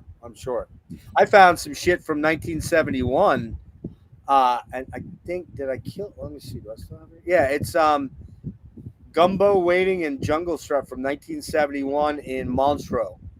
And I might try to play a little bit of it in a minute here at the end. There is a on YouTube, Tanglewood 1970, which is amazingly filmed and recorded. Oh, really? Yeah. Oh, wow. I'll find that then. Okay. Let's jump into album number 5. So we get out of here in 3 hours. Welcome. Okay. Not the greatest album artwork, but okay, I guess. It reminds me of a friend of mine who, when I asked him what his favorite Santana album was, he said the White Album. The White Album, yeah. Well, there you go. This is a little late though. The Beatles already did that once. Yeah. Um, but this is I got the reissue, which I don't know when that came out, 2013, 2003. That was late. That has one bonus track on it. Yeah, I have that one in the back because of the single. Haven't got rid of it because of the single bonus track The one that's not on the Japanese one. Okay, so go ahead and jump into this one then, and I'll. Okay, let's. Oh, real quick. So this is November 9th, 73. It comes out. So it follows pretty quickly on the heels of Love, Devotion, and Surrender. Recorded April to June 73. And it's a longer album. This one's 50 minutes. Most of the stuff before was high 30s, low 40s. 40s, yeah. Yeah. And this is a Carlos Santana, Michael Shreve, and Tom Coaster who's added to the band. Tom Coaster becomes a big player in the next phase here. Yeah. In a review for All Music, Tom Jurek wrote, "Welcome is a jazz record with rock elements, not a rock record that flirted with jazz and Latin. Welcome was ahead of its time as a musical journey and is one of the more enduring recordings the band ever made. This is a record that pushes the envelope even today and is one of the most inspired recordings in the voluminous Santana au revoir." Jeff Winbush of All About Jazz described the album as the summit of Santana's jazz fusion era and remarked, "The secret weapon is Michael Shreve's energetic drumming and the dual keyboard attack of Coaster and Kermode." Richard Kermode, who's originally from Buffalo. And they push and pull Santana to go beyond and stop holding back. So there you go. Okay, let me see what I remember of this record. It opens with Going Home, which is an Alice Coltrane composition arranged by Santana, which is kind of like a dreamy, spiritual opening that became the opening song for the band live for many years. And Carlos, Okay. Carlos even doesn't play on this track. It's mostly keyboards. Clavinet. I think he plays clavinet. No. You sure? I'm looking at the credits. Yeah. It's basically the two keyboard players, Doug Rush, and the drummers. Carlos actually plays percussion on this, not guitar. Oh, okay. Well, I knew he didn't play guitar, but I thought Yeah, he does play percussion. I could have swore it said that he played on one. He plays. Hang on a minute. Hold on. Because there's a kalimba. Oh no, that's on track 6. Never mind. My bad. Yep. Yeah. So we got Carlos Santana. We got Tom Coaster. We've got Richard Kermode, Doug Rush, Shreve, Arias is still here. Armando Peraz is here. Yeah. And then we get Leon Thomas on here. Was he only on this album or was he on the next one too? He's only on this album, and he is on the Japanese live record. He's the vocalist on Lotus too. Oh, that's right. And apparently Leon Thomas is a jazz singer who came into the band at the suggestion of Michael Shreve. Oh, okay, but he played. He did work. He had some of his solo albums on Flying Dutchman, and he's on Pharoah Sanders' classic Karma record, where he does a song called "The Creator Has a Master Plan" that has kind of became a signature number for both of them. Is that the one where he yodels? Yeah. Well, no, he yodels. Leon Thomas yodels on a lot of places. He does yodel on "The Creator Has a Master Plan." Did Steven Wilson steal that title? I think he did. Probably. The Creator Has a Master Tape. The Creator, absolutely. I bet he stole that bastard. Next time you talk to Steven, I'm you might might ask that fucker right now and say, "You cheater, you." You might ask him that. What time is it in London right now?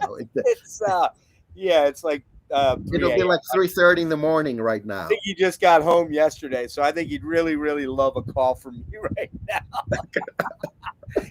He'd fucking lose my number fast, that's for sure. Yeah. All right, go ahead. You'll get blocked right away. Yeah.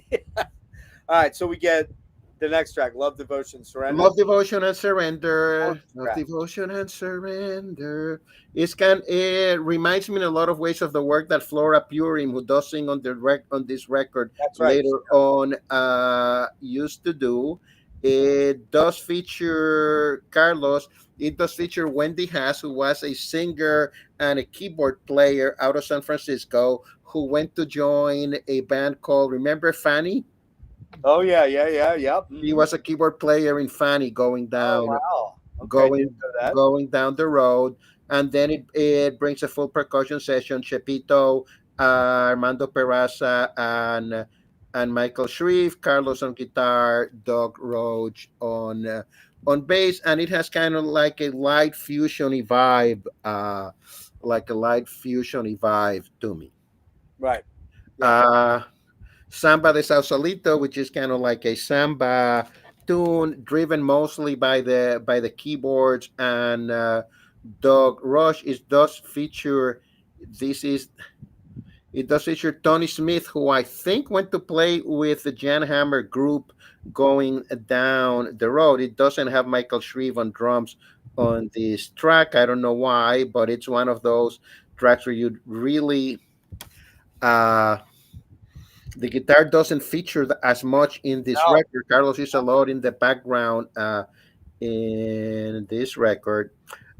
When I Look Into Your Eyes brings out the first real heavy Leon Thomas vocals, and there are duet parts here and interchanges between him and Wendy Haas, and has flutes. I think it's probably one of the few Santana tracks with flutes. It has three flute players with a solo by Joe Farrell, who was a classic old jazz guy who also died young because of drug issues, and who used to play with Chick Corea, Elvin Jones, Thad Jones, Mel Lewis, big band. Kind of did a bunch of great records for CTI records, and was a huge name on the jazz scene, and who guested on this track.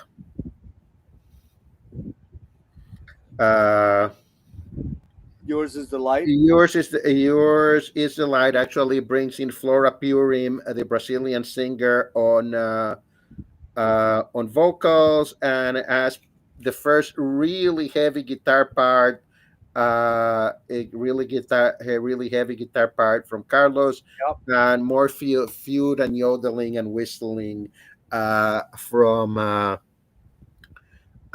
Leon Thomas. Then on side two, we move into Mother Africa, which was a Herbie Mann song that the jazz flute player that they covered, and I remember this as being kind of like a spacey in introduction with lots of keyboards. It's where Carlos actually plays bass on this. Yeah, it's and really jazzy. It's kind of funky. It's also the track where he plays kalimba. Yeah, that's the one he has a kalimba. Yeah. It's kind of weird. There's a lot of good Jules Broussard. Jules Broussard is a sax player. Man. It's a great sax. Who features here and who will feature more on the next record. Jules Broussard is kind of all over Borboleta. It sounds like a soprano sax. It's a soprano. It's a soprano on this track. Yeah, that's what I thought. Yeah. Go ahead. Then comes the highlight of the record for me, which is no, one more track later. Then there's Light of Life, which I'll let you talk a little bit about this one. I don't remember this one. It's this one well. It's a loungy.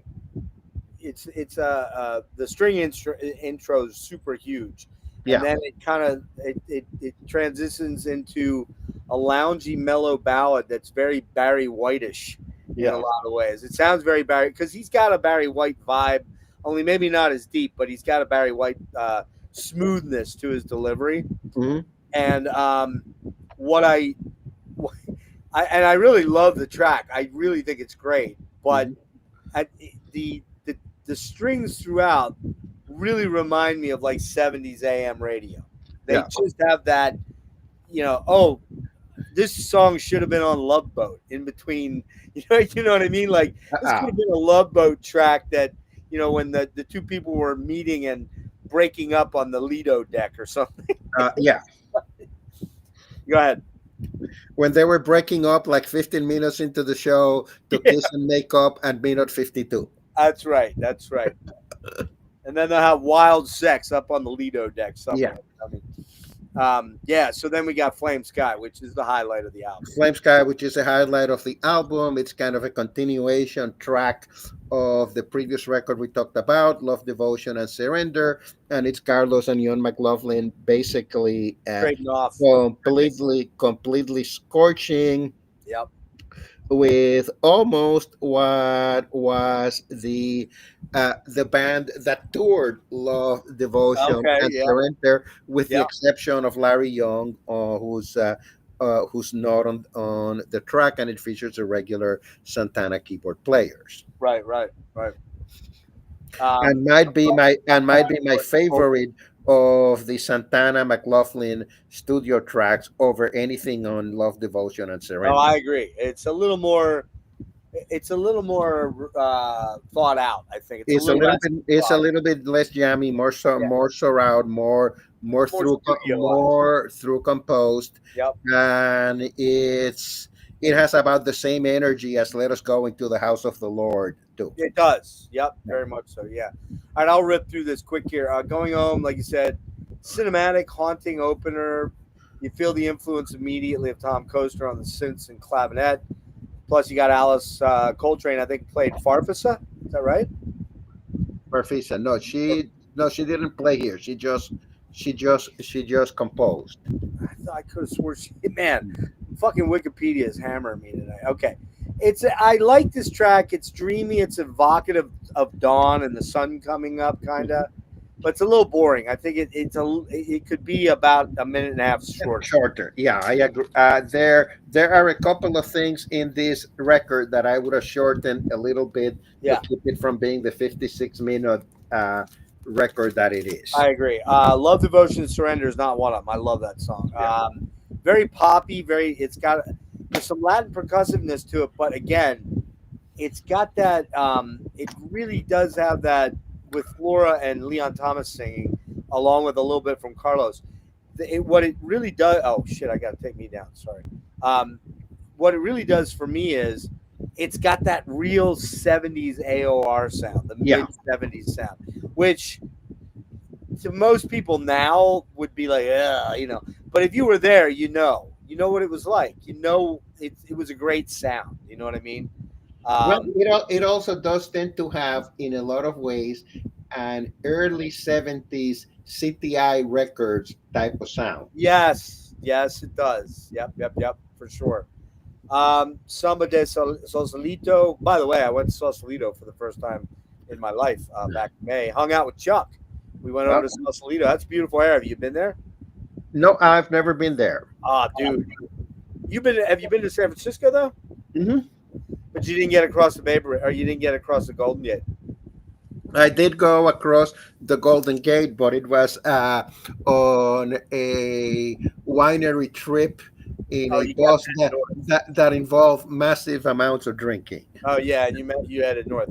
Sausalito's right down there. Right, you go right off the bridge. It's right there. It's beautiful, very artsy, very wealthy, like everything else out there. Angel Island's over that way too. Okay, so killer jammy track, samba obviously, but super jams on the keys by Coaster and an electric piano and Rich Kermode on Hammond. And Arias, who wrote it, goes off on it, percussion. Santana isn't even on the song that I can tell, like you said. So when I look in your eyes, a rare Shreve lyric and Coaster, Michael Shreve, and then you said, who was the other? Who else? Richard Kermode is the other keyboard player. No, but who else wrote that song? Another third writer. Which song was it? I thought that was the one that you said. Hold on. Maybe I'm thinking of the last album. I guess I'm thinking of the last album. Yeah. Yeah. I've been up since 6 a.m. I'm starting to get a little. I'm glad I didn't drink it all. But I didn't get in last night until I went to see let's see this band. You'd love them. Steve Morse. No, last night No. was Fulci down in Baltimore. Okay. Fulci's Italian horror death band. They run videos of Fulci movies, Giallo Fulci movies in the background while they play death metal over it. They're killer. Anyway, so I didn't get into about 2. I think I got to bed at 3 and woke up at 7. I really like when I look in your eyes. It's kind of reminds me of late world music from Pat Metheny. It's got that The Pat Metheny like 80s sound, late 80s, early 90s sound. No, the late 70s, early 80s ECM sound when he was on there. But the world sort of thing, you know what I mean? Yeah. I'm thinking of like Off Ramp or maybe even like not so much As Falls Wichita, but like not that song, but some of the other more easier jazz sort of songs on there. With the live record on ECM that I can remember right now what it's called. Travel. Dude, I love that album. That is such an amazing album, man. That's probably my favorite Pat Metheny album, actually. It's got that vibe to it. Yep. All right. Let's see where we at here. Again, AOR, AM radio, but I've always that sounds always appealed to me because I was a kid, you know, a preteen growing up in that mid 70s. So I really like it. The end of the track's a little bit weird. The last 90 seconds, it gets sort of funky, which is kind of odd. Yours is the light samba jazz, sweet guitars, like you said, tandem melodies with Flora on the leads. What a voice she has, so good.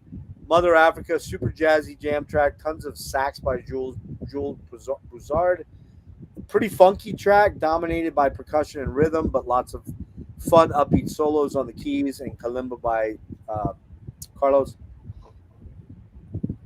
versus the electric guitar. Okay. Light of Life, string intro, huge, almost loungy. We talked about that. Flame Sky, talked about that one pretty deeply. It's just a fusion jam monster track. And Welcome is the Coltrane cover, very dreamy, drifting interpretation. A good bit of Coltrane's lines on the sax are played on the guitar. Yeah. It's really beautiful. This is a great way to put it. Let me read this again. This is not my line, by the way. If Flame Sky is the orgasm, Welcome is the cigarette. That kind of works. Okay. That's a good way of putting it, right? And that's not my line. I read that somewhere. Okay. Yeah, I did not come up with that. And it kind of bookends the record. The record well to start with like a dreamy Coltrane track and end with like a dreamy Coltrane track on the at the end of side 2. Yeah, so on first listen, I felt this album had some weaker radio tracks, but after 3 or 4 listens, man, it really came on to me. It really came on to me, surprisingly. I didn't think it would, but man, it really grew. It went from initially being like, this will probably be my least favorite to probably top 5. We'll see. Killer musicianship, vocals. I love his voice. What was his name again? Leon Thomas. Yeah, Leon Thomas. And jump way up my rankings. I got to give this an 8.75 out of 10. I like it a lot. Well, I'd rate it a little bit a little bit higher. A little higher. Okay. Yeah. All right. Okay. I love the production on this, the sequencing, the playing. No, I have it as a 9 out of 10. My bad. So I have it as a 9. The playing, I think, is superb. It is amazing musicianship on here. Mantra, the bonus track, is a bass, killer bass by Doug Roush. Absolutely killer track, dude. This is a great track. Mantra is, man. It's jamming. I think it should have been on the original release, but probably they were trying to keep it a certain length for vinyl back then, I would imagine. Well, they actually exceeded what was considered the optimal length for vinyl. Yeah, 42 minutes, right? This was like 50, right? Something like 56 from what I remember. I don't think it was that long. That's with I believe that's with the Mantra song on. Okay. I think. Yeah, I think it was like right around 50 with it was over 50. Yeah, it was like 50 and some change.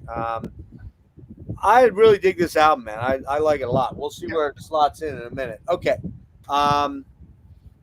This is Borboleta. Mhm. Comes out in May. I'm sorry. No, we need to talk about the live album first. Yeah. Yeah. So Santana records a live album at Osaka's Kosei Nenkin. Lincoln Hall. Yeah. Yeah. In July of '73, during their Caravan Stride tour. The Welcome album recording sessions were completed shortly before this concert, and that album was later released in November of '73. Lotus was originally released as a triple vinyl LP in Japan only. This version of the album was later released internationally in 2017 on a limited edition, as a limited edition version, and called Lotus the Complete Edition. This release is Lotus the Complete Edition is a 3 CD hybrid set, which is the one you have, right? I have both. I still have my old Japanese vinyl version that I Okay, kept. you do have the Japanese 3 vinyl. Okay. This is probably the most gorgeously packaged I'm gonna get it. LP. We could do like a half an hour show of unboxing Well, we're the, going to talk a little bit about that the here whole, real quick. the whole vinyl record. Yeah, I want to get that. And believe it or not, I found a Dutch press for $35. It looks like it's in great shape. Something must be wrong, though, for that cheap. I'm a little surprised. It might have been my original Dutch pressing because my first copy was a Dutch pressing that I upgraded to a Japanese pressing Okay, well, yeah, I don't have down the road. I'm not rich like you, Louis. So I got limitations. I gotta buy a car. And this is the Japanese SACD version Right. that actually adds bonus material that's not on any of the other releases. Sadly, this was and was never issued in the US until it came out on CD on 1991, and it was a 2 CD release that they sequenced differently They cut Neshabar way down to like 7 minutes. than the album, which to here's me the thing. Hang on, I thought was horrible. let me just throw this out real quick. So, the length of the original 3 LP version was 121 minutes 8 seconds. Yeah. 91, they finally reissue it on CD. Mhm. It's 118 minutes and 51 seconds, so it got shorter. Yeah. And then when they reissue it in the 3 CD reissue, it's 156.18. So you got the whole thing at that. They added material to the version that I have. Bonus stuff, yeah. It was produced by Carlos Santana, Kermode, all the guys in the band. Real quick, the album's elaborate packaging was designed by a Japanese artist, Todanori Yoku, and is noted for holding the record for the most facings on a gatefold vinyl, a total of 22 points. Released by CBS Sony to commemorate Santana's tour of Japan in '73, it captures the concert held on July 3rd, '73 at Kosei Nenkin. All 22 illustrated panels were created by Yoku, and the production of the packaging reportedly cost approximately 30,000 British pounds to manufacture. Now, can you show that real quickly without getting too deep into it? We can try. All right, so it's a trifold. It's a trifold, and Right. then on each side of the trifold,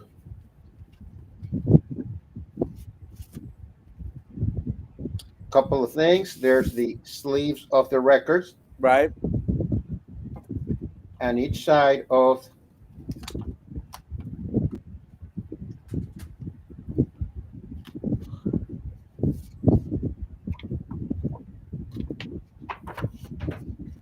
Oh, I see.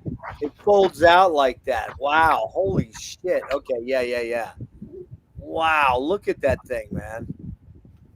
Now, another album that kind of does that a little bit that probably was preceded that was the first Curtis Mayfield album. Well, not the first Curtis Mayfield, but the 1970 Curtis album. Yeah. It folds out into a cross like that. Yeah, I didn't know that. Wow. Look at that thing, man.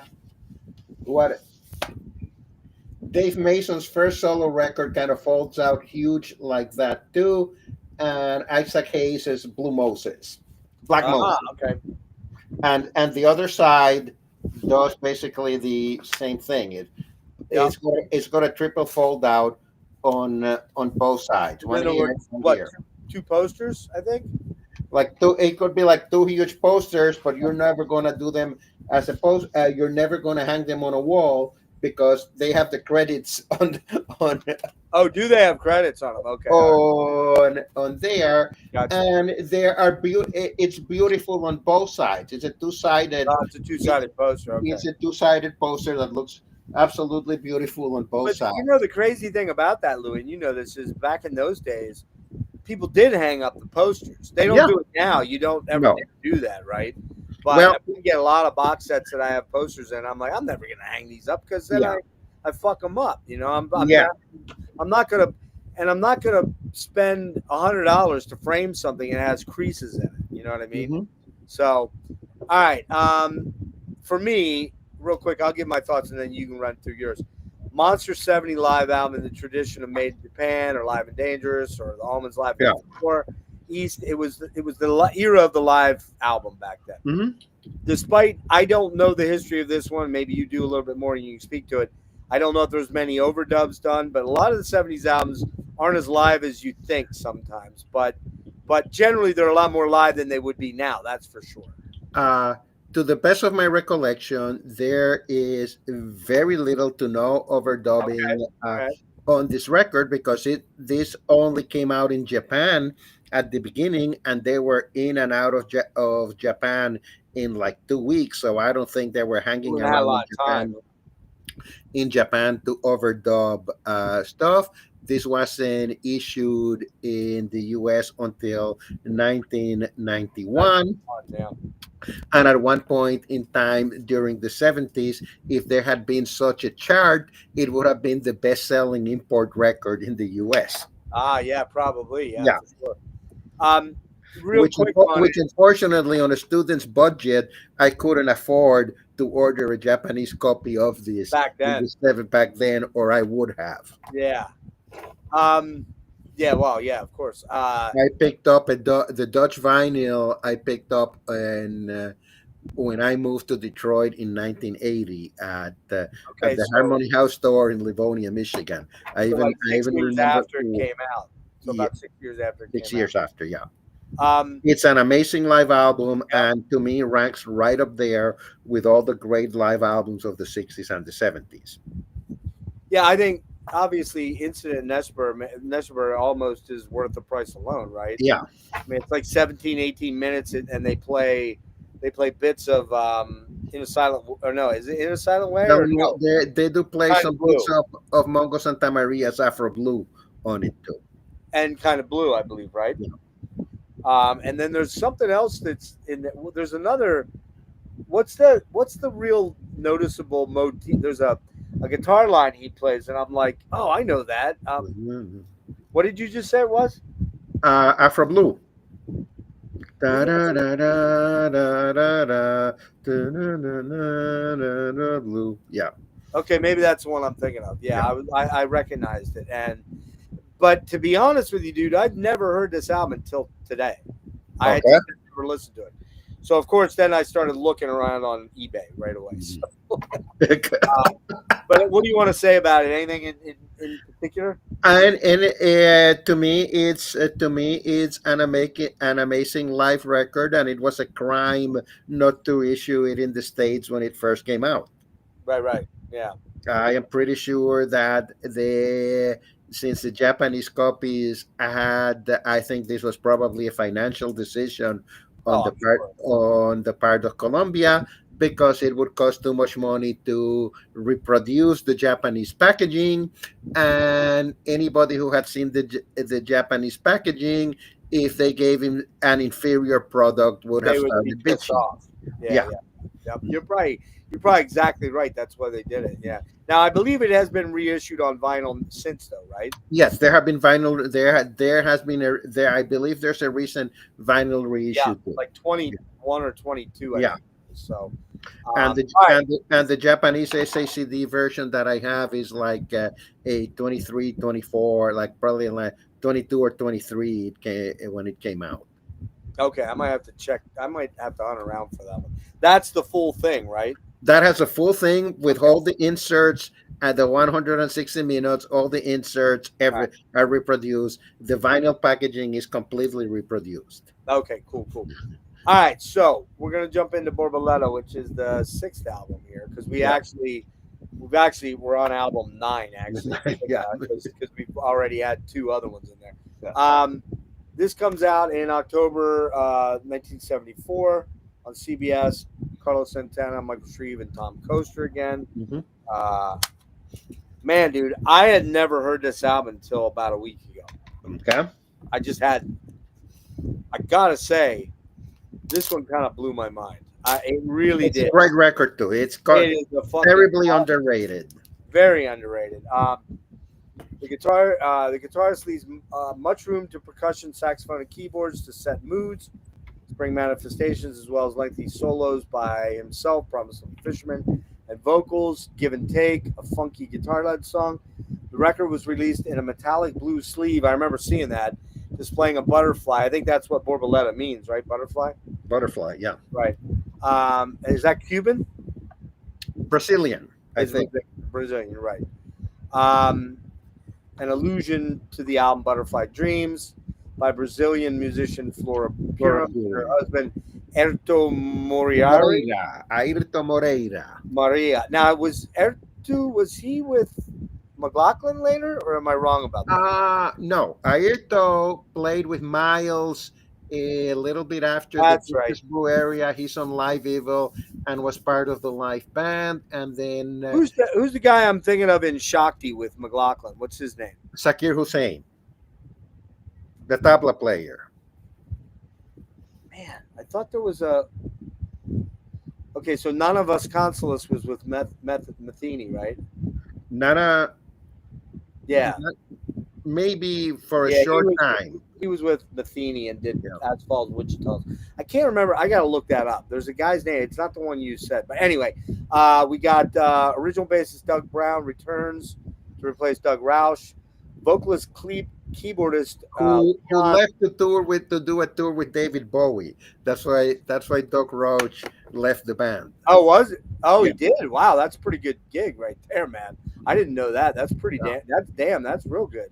Yeah. Vocalist Leon and keyboardist Leon Patillo. Patillo, yeah. After the album's completion, drummer Michael Shreve left to be replaced with what's his name, Leon And Dugu Chancellor, and yeah. Dugu Chancellor, right? Yeah. Who had guested on parts of the album, and it starts with Spring Manifestations, which are sound effects and nature sounds, very cool.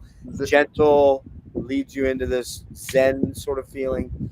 The whole Michael Shreve leaving, there's a little bit of a controversy around that. Well, let's talk about that at the end then. We'll talk about that at the okay. Canto de las Flores. What is that? Something of the Flowers? Song of the Flowers. Song of the Flowers, Canto, right. Gorgeous, drifty, instrumental, misty and spacey and jazzy. Life is anew, man. I really love this song, man. Yeah. I really love Leon's voice. He's got a great fucking voice. He's one of the best singers that Santana had. Absolutely. Yeah. Although really you could argue that the next guy's pretty fucking great too, man. I mean, it's like he just didn't miss with early vocalists, really. I love Life is Anew. Very radio friendly, but a killer vocal by Leon. Mm-hmm. Great solo by Carlos Santana. I love it. It's very 70s AORI AM radio, but I love it. Give and Take. What a killer track. Absolutely. That brings back Jules Broussard on sax. Dude, what a fucking smoking track. Really riffy guitar, Wadrent guitar, funky heavy rocker. Possibly my favorite track on the album. Killer vocals by Leon. Dun, dun, dun, dun, dun, dun, dun. I can't remember the words. I said, life is just a give and take. Yeah. It's so fucking good, man. I just love it. The stellar sax by Jules Broussard again. Awesome fucking song. Awesome. Yeah. One with the Sun meditative chilled AOR track Like it a lot, but it's probably my least favorite track on the album, to be honest with you. It's kind of good dinner music in the background, and you Yeah. can actually say that about this whole album. But it's a very Hmm. warm, embracing, happy sounding album in a lot of ways. Hmm. You know what I mean? Um, Aspirations, super cool, jazzy Latin vibes, pulsing, forward momentum track. Again, reminds me a little bit of late 70s Matheny, very spiritual sounding. You know what really jumped out at me? The floaty saxes work really well here, and I hear a good bit of influence. Steven Wilson had to have been listening to this and gone to Theo Travis and said, let's make some Borboleta type songs. Because when he does the bass communion stuff with Theo on it, Yeah. it's got the vibe of this song without the salsa, maybe. Okay. Hmm. Practice What You Preach is another great song.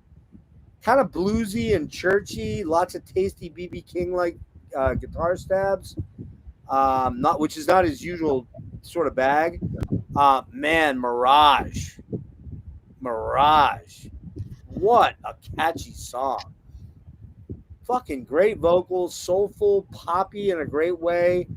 I think that one and probably Give and Take, man. Those are my two favorite songs. Mirage is actually an old Leon Patillo song Is that it? was composed way before this album and appeared on a solo album that Leon Patillo did a few years before he joined Santana.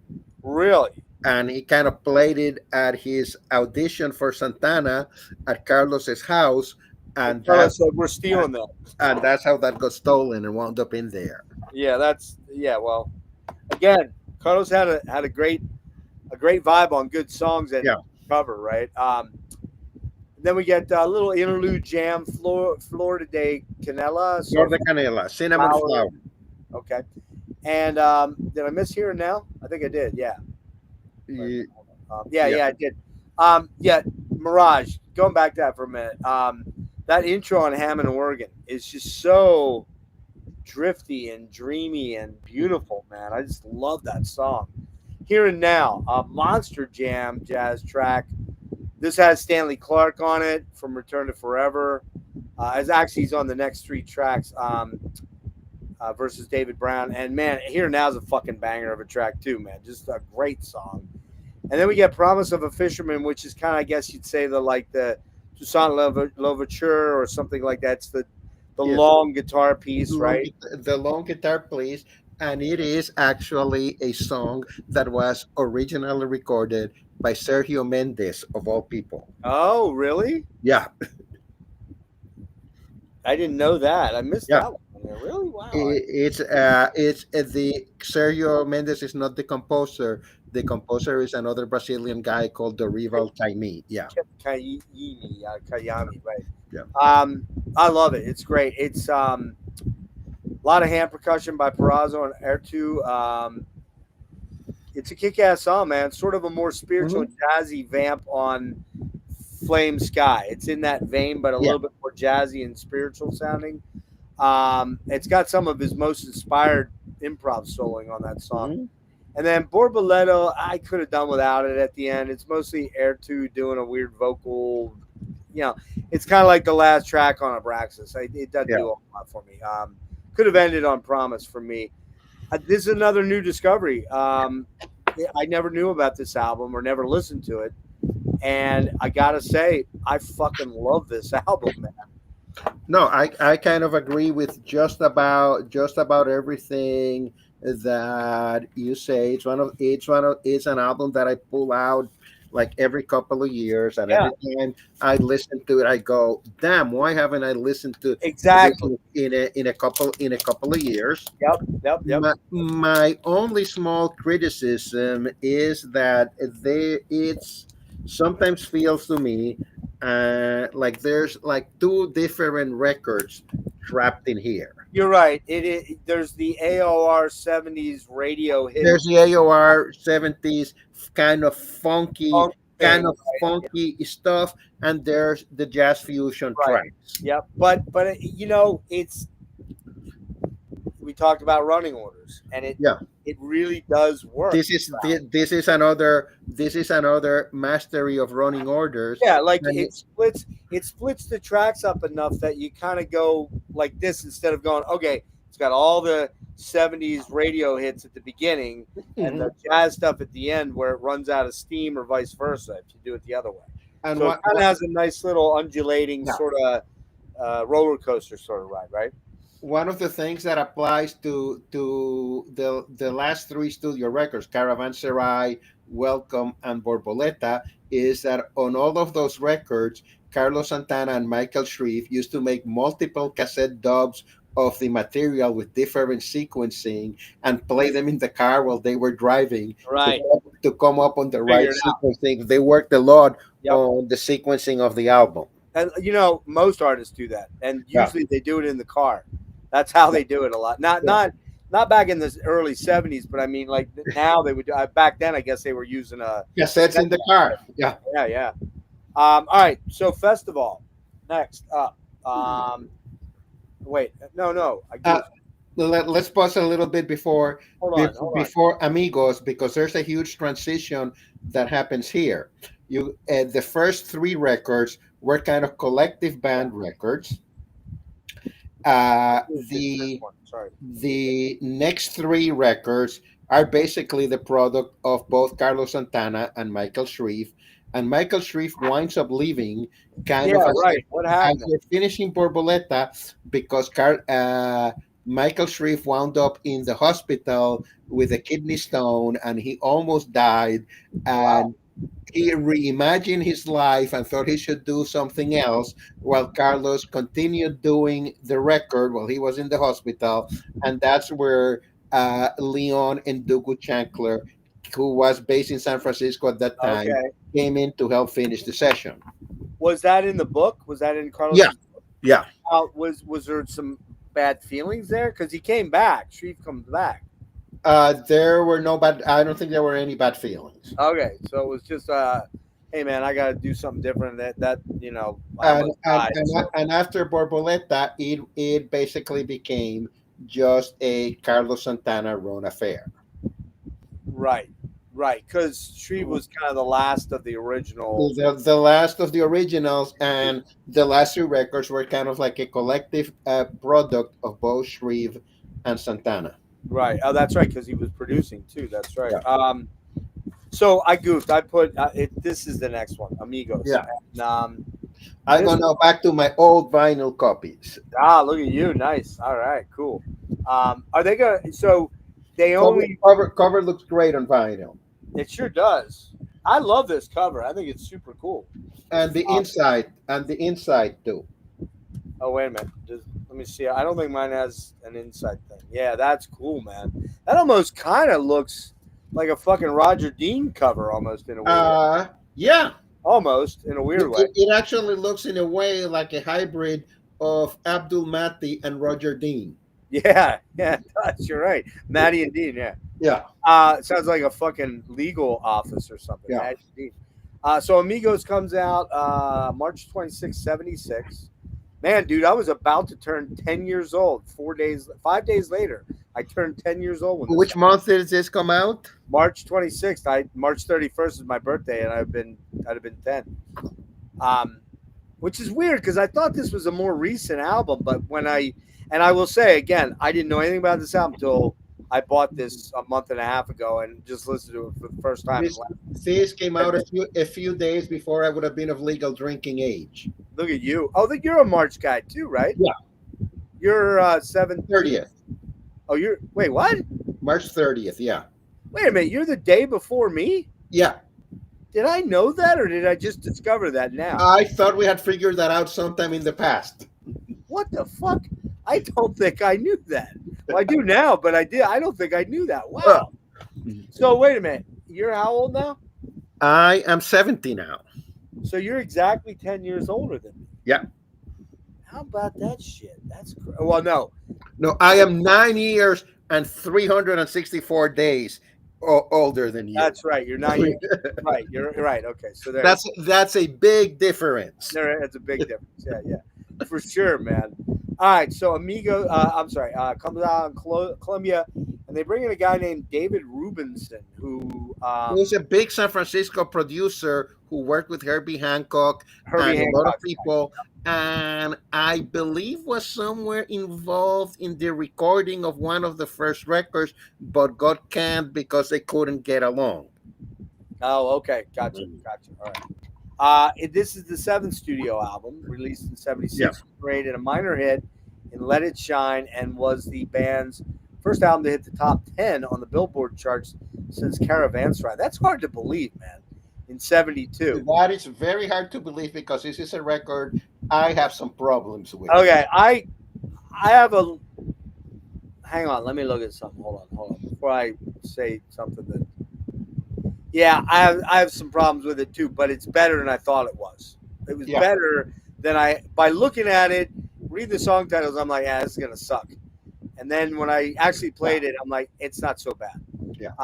But real quick here, in '72, it ultimately reached gold record status in Europe. The song Europa, which is the high point, just to burst everybody's bubble, was released as a single and became a top 10 hit in several countries. New vocalist Greg Walker, who's fucking phenomenal. I'm just gonna say that. Joined the group. Did Greg Walker sing with anybody else? I was trying to figure that out today. Kind of got carried away doing something. Yes, he did, and I can't remember who the fuck it was. I have a hunch that it wasn't in Savoy Brown at one point in time. I think you're right. Yeah, I think you're right. I'll look in a minute. Yeah. Where was that? It would be the last Santana album to include original bassist David Brown. No Michael Shreve again. Leon Ndugu. We should call him Ndugu, which is what everybody calls it. Replaces Air 2 on this album fully. And it's the interesting thing about this is it's only 7 songs. It's kind of one of the shorter albums, but although Dance Sister Dance is really long, Europa is pretty long. So so Dance Sister Dance. Oh, well, it's your turn to go first, so I'll let you jump in. So you tell me your problems, and we'll see if they're the same. Okay. To me, the problem is that there is like a disco-ish undercurrent in some of the tracks here, like Let It Shine. Yep. Let It Shine, definitely. And I think the track that ends the first side, maybe Let Me. Let Me, I think, is the other one. Yep. I love Dance Sister Dance, which is a long jam track with killer solos. Very salsa, very tango-ish almost. There's a tango vibe to it. Yeah, it's a very dancey, a very dancey track. I love Europa. To me, Europa is a guitar masterpiece. And the other track that I really love about this record is the opener of side 2, Gitano, the Armando Peraza feature, because of the vocals, Carlos's acoustic guitar on it, the percussion solos, I think, and it actually mentions a town in Puerto Rico called Rio Piedras, which is where I went to college too. Oh, no shit. Yeah. Now, wait, did you say you like Gitano or you don't? I love Gitano. Oh, it's such a killer track, man. Yeah. So let me pull out. We'll kind of gang up on these. We can go through your notes and we'll gang up on it. Yeah. So Dance Sister's smoking. It's got that samba tango. Well, it's probably not a tango. It's more of a samba. It's a musical workout the whole way through. It's super catchy. You can't hear that chorus and not. Again, this is one of those ones where if you're not moving when it's playing, then you're probably dead. Yeah, it's a perfect album opening track. Yeah. Now, the interesting thing about it, though, is about halfway through, about 4.5 minutes, it starts to get kind of mystical and cinematic sounding. Yeah. It doesn't stay fully into the dancing mood. It evolves and changes slowly. Yeah. And then it gets really, dude, when he starts doing the hand percussion thing, that Armando Peraza thing. Oh, Armando was a monster, okay? Dude, oh my God, like that fucking 4 minutes of that. It's insane live, I can imagine. It was probably a lot longer. One of the times I saw Santana live, I was in the on the third row with scalper butt tickets, sitting, and look at it. I was sitting right in front of Armando Right. Peraza, and Yeah. it was amazing. He's still alive, right? I know he died recently. He Oh, he did. died like 2 or 3 years ago. Okay, all right. I thought he was still alive. That this track smokes. I mean, it's other than Europa, arguably it's the second best or first best song. Mhm. Take Me With You is a really cool jazzy track. I love the understated playing by Carlos. Very breezy vibes to it. Dinner party music to a degree. That's Yeah. not in this. And when I say that, you could almost go, "Well, that's not good." Mhm. If it's dinner party music, it sucks. No, it's great background music, but Yeah. you can also focus on it. It's really good. There is a little bit of disco funky in there on that one. Yeah. But it's again, man. I mean, that's the era I came from, the '70s. Growing up as a Yeah. kid, I like that kind of stuff. You know, Mhm. I mean, one of my favorite songs from that era is "Kung Fu Fighting." That is fucking disco era Oh, shit. I am holding that against you from now on. Hey, man, I'm not a racist. I swear to God. I swear to God. I just like that. Could you imagine putting that out now? That'd be pretty tough. All right, tell me, are you tired? Or I'm sorry. Let Me is very up tempo, funky rocker. Not bad. Just not that appealing for me. It's probably my least favorite song on the album. There was better stuff going on in that era Yeah. that was better than that song. Gitano, monster killer Latin badass track. Gitano is Amigo's biggest Latin contribution, other Absolutely. than And it's one of the few places where you get to hear Carlos play acoustic guitar. yes, because he doesn't do that very often, but he does Yeah. it a lot on here. Yeah. Cool. Tell Me Are You Tired? Really cool soul track. Again, I don't think that would have worked on this album if it wasn't for Greg Walker's vocals. He's Yeah. able to soulfully pull that off. I really dig his voice, man. Again, the Barry White vibe kind of comes in a little bit by way of Steely Dan. In fact, it's got a really funky chorus that sounds like it's straight out of a Starsky and Hutch episode. Okay. Like I could hear this playing on the jukebox when Starsky and Hutch walked into Huggy Bear's place or something. You know what I mean? Yeah. So, Europa, amazing. One of Carlos Santana's greatest guitar melodies ever. Such a gorgeous track. I gotta learn how to play that, man. It's not that complex, but I gotta learn to play it. Yeah. Possibly, maybe his most famous guitar melody, actually. Down there, Yeah.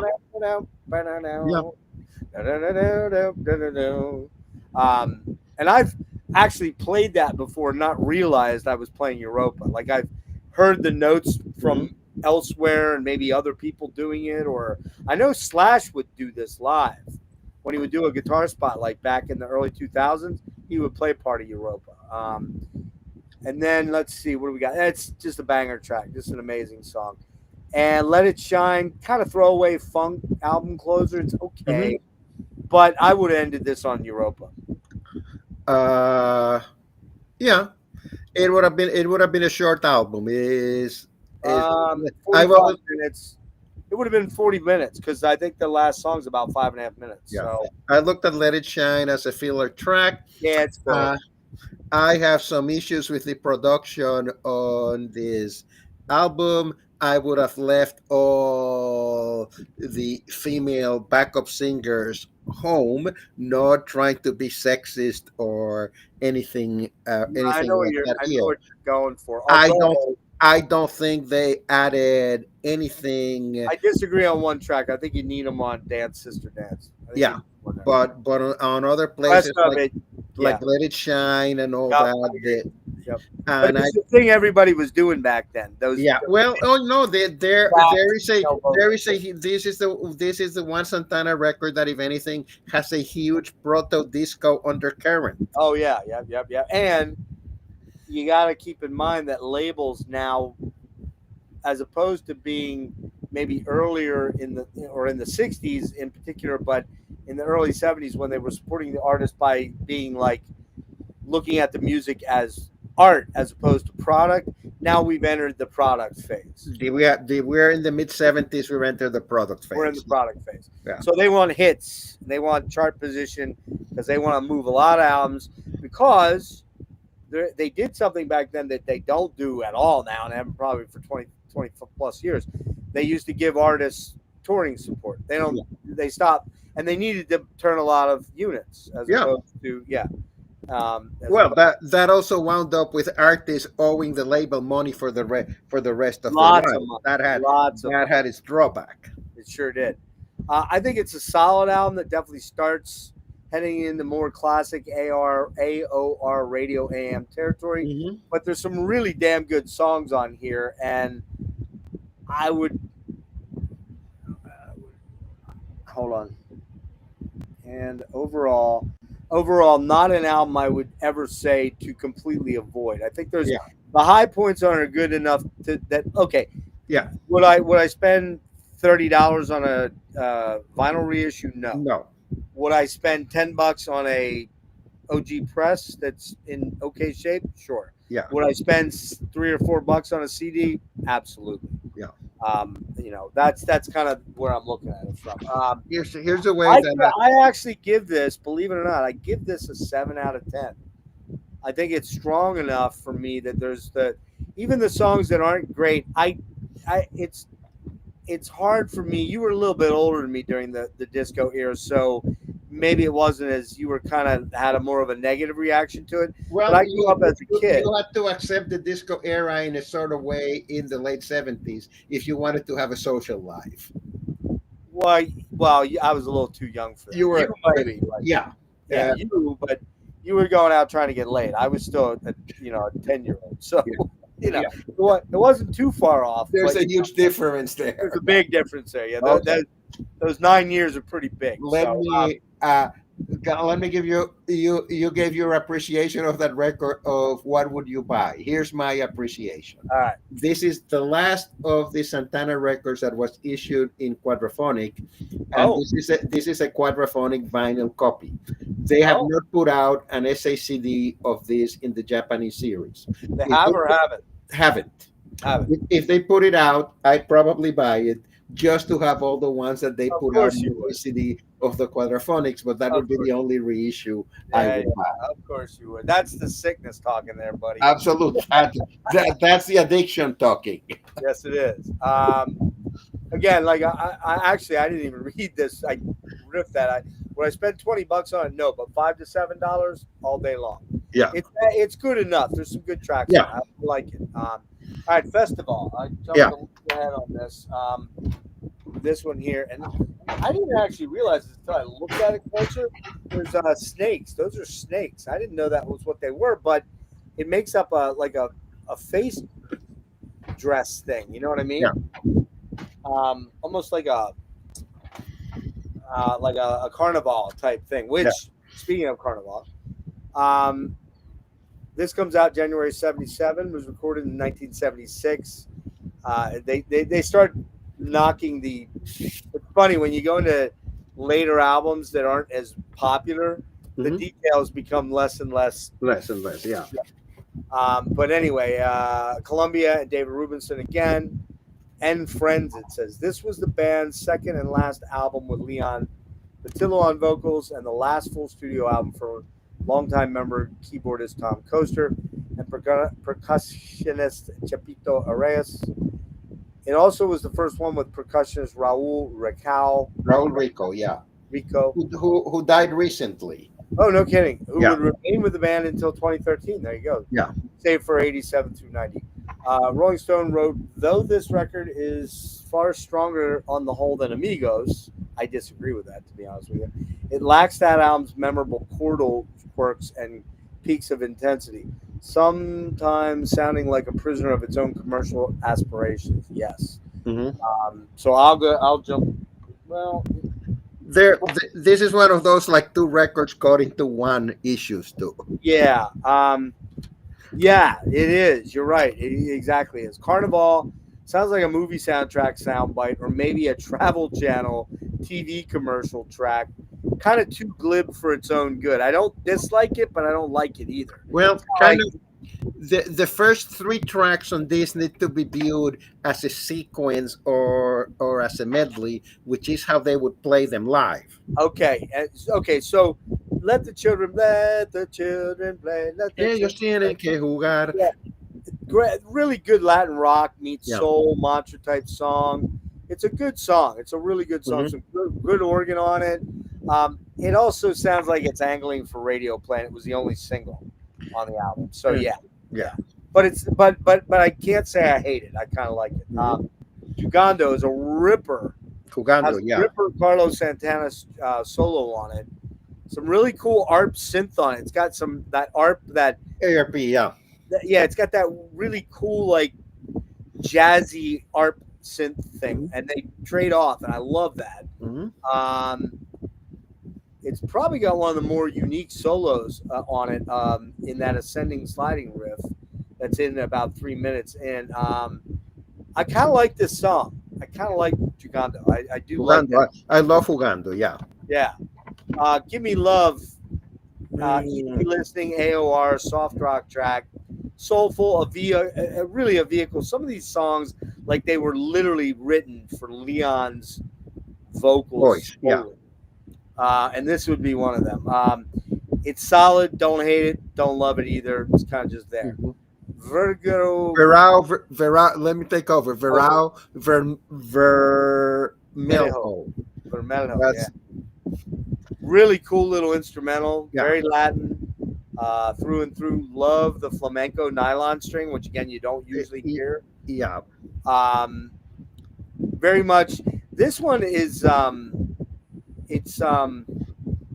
it kind of is a little bit of a throwback to like one of the first three albums in terms of, or maybe a song like Everything's Coming Your Way. It's got that vibe to it in a weird way. I like this song. It's kind of like the guitar featured song. I think they tried to make this like this album's Europa. Yeah, you're right. It's not as nearly as good though. Not nearly as good. But I like it. But I like it. Let's see what we've got here. Easy. Wait, what am I doing here? What's the song after that? Shit. Let the on. Music Set You Free, which is kind of like a song. Hold on. Thing. Yeah. Yeah, here's what I was gonna say. What the fuck? What am I? Oh, I see what I did. Never mind. I know what I did. I doubled up on a comment, like, and then I must have copied it, moved it, and left it in the same spot. Let the Music Set You Free. Really nice up tempo Latin rocker with a No, you don't like that one? Okay. I don't mind that. I don't mind it. I will say Revelations is great. Probably the best song on the album for me. Yeah. Really ripper instrumental. It's got some killer Carlos Santana riffing on it. Mhm. Kind of sounds like it's probably the most old school track on this to harken back to like the first three albums. Yeah.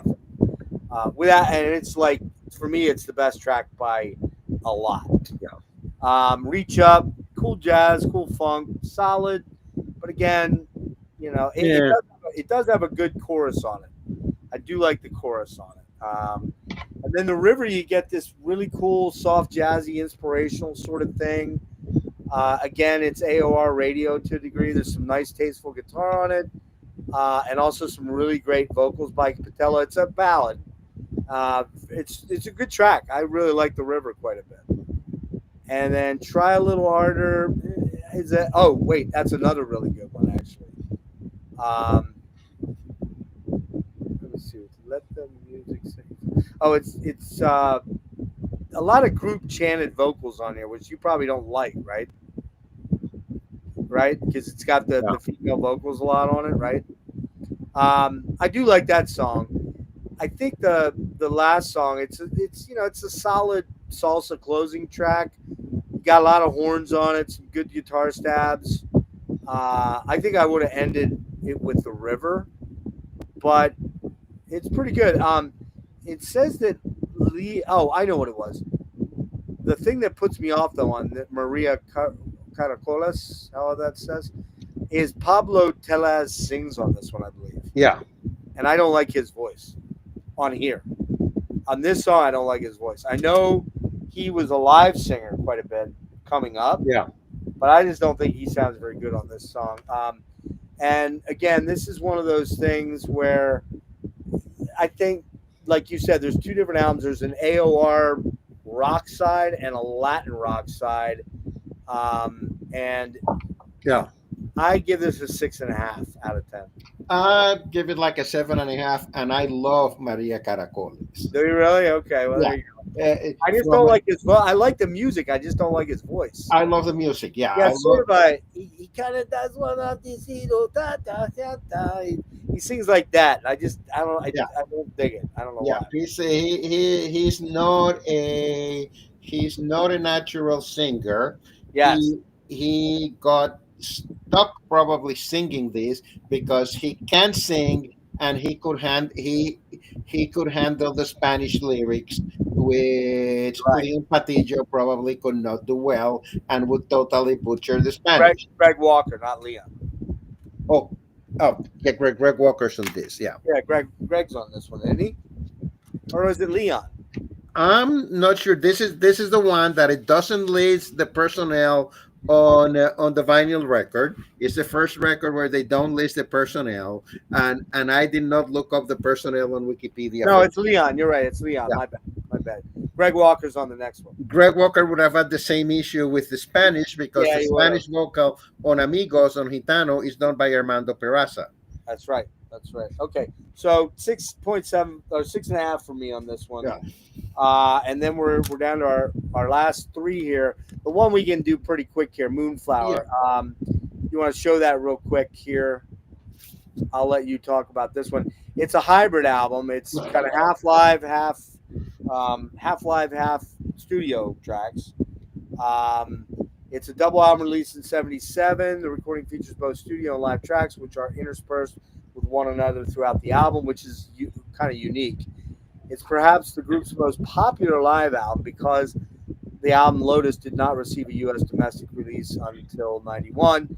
It displays a mix between the fusion of Latin and blues rock style of the late '60s and early '70s and the much more experimental and spiritual jazz fusion that characterized the band's mid-'70s work. The live material was recorded during the supporting tour for the Amigos album. This is the first of 5 albums with drummer Graham Lear. A cover version of the Zombies' mid-'60s hit, She's Not There, was released as a single and peaked at number 27. The song was the first Santana recording to hit the top 40 since No One to Depend No On, one to depend on. Yeah. 1972. The album reached number 10 in the Billboard's top LPs and tape charts and was eventually certified platinum. Neither of which occurred again until the star-studded Supernatural in '99. This was my first Santana album, as I said. I bought it for the Zombies cover, which I didn't even know was a Zombies cover back then when I first heard it. So go ahead. I only comment on mainly just the studio tracks here. Okay, I will. Things I liked about this record. One of the things that I thought was really cool about this record is that if you had edited the applause out, Right. you could not tell when the studio tracks ended and the live tracks started. You're right. You're exactly right. Which is actually a realization that I came up with my last recent listen, since I hadn't listened to this in a few years. And I don't know about you, but this album kind of has that sterile sound from a live perspective, in that it kind of sounds a little bit like maybe what's it called? The one David Bowie live album, not Stages, the other one. David Live.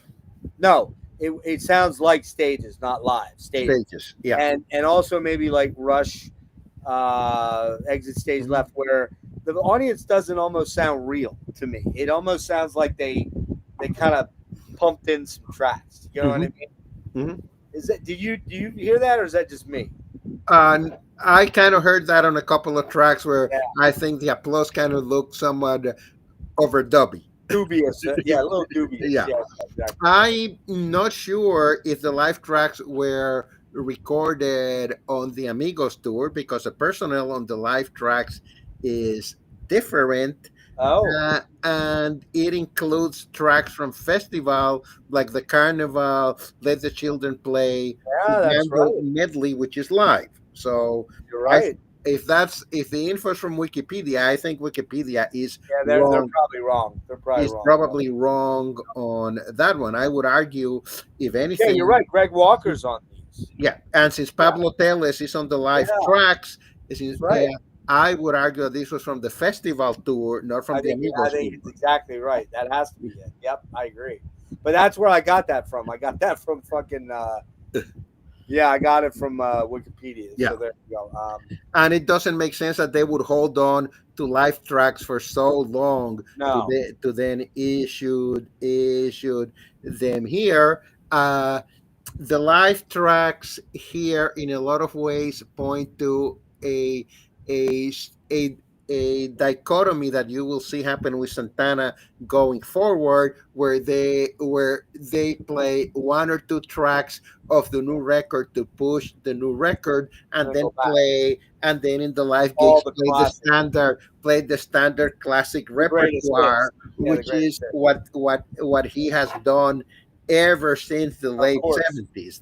That trend Yeah. has I gone- hate that. I hate that shit. That's I get it why to a degree, but that's why I gotta give kudos to bands like I don't know, like Dream Theater. I know you're not a fan, but they always do tons of old tracks, new track. I mean, they played they played two sets. They did the whole new album when I saw them last month. Then they did a whole bunch of songs they hadn't played in 18 years.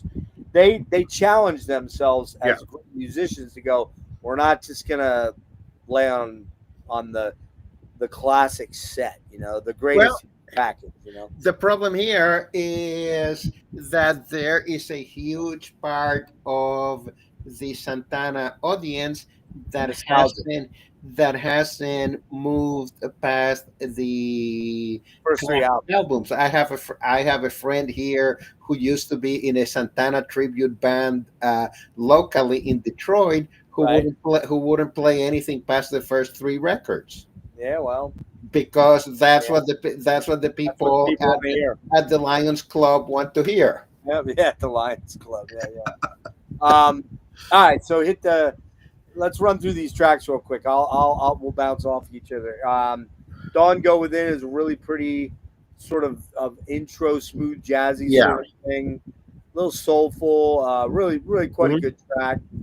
I'll Be Waiting, very AOR radio hit song vibes. I kind of like it though. I really like Greg Walker's voice. It was the second single and did pretty well. Zulu, sort of a fusiony jam session.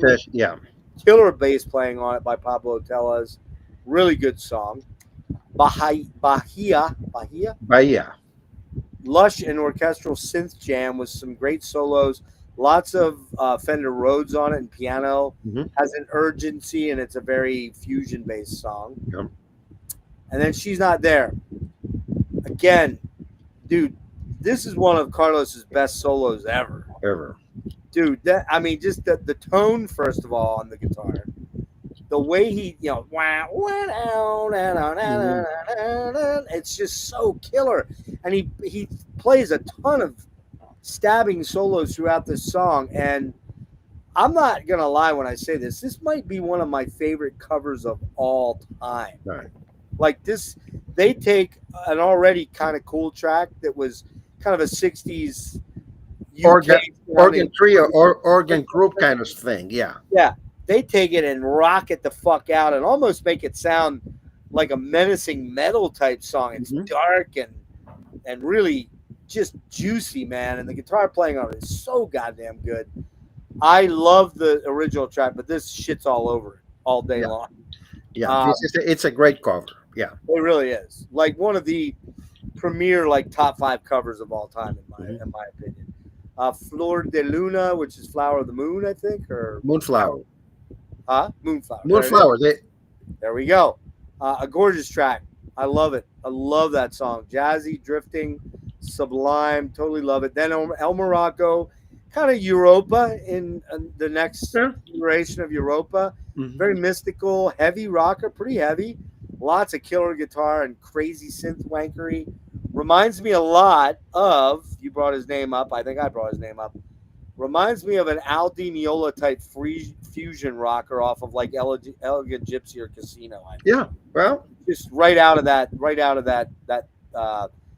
that mold. I think it's the second best song behind the cover. I love it. Yeah. I'd put it up there honestly with. Most probably wouldn't, but I'd put it up there with Europa or one of the. it's a killer guitar instrumental, and it's funny that you brought Al Di Meola up because there's a thread here because James Mingo Lewis, who played congas with Santana, is on a lot of the early Al Di Meola records. Is he really? Okay, Yeah. That doesn't surprise me at all. These guys were all getting work where they could get work. Yeah. I mean, jamming. And let's see, where are we at here? Transcendence, super soulful. I really like Greg's vocals. It's sappy, but I dig sappy, Yeah. so I like that song. On the live versions, they're all great. Nothing jumps out at me too much. I mean, massively different from Lotus or whatever. I do think that Europa's sublime and really killer overall.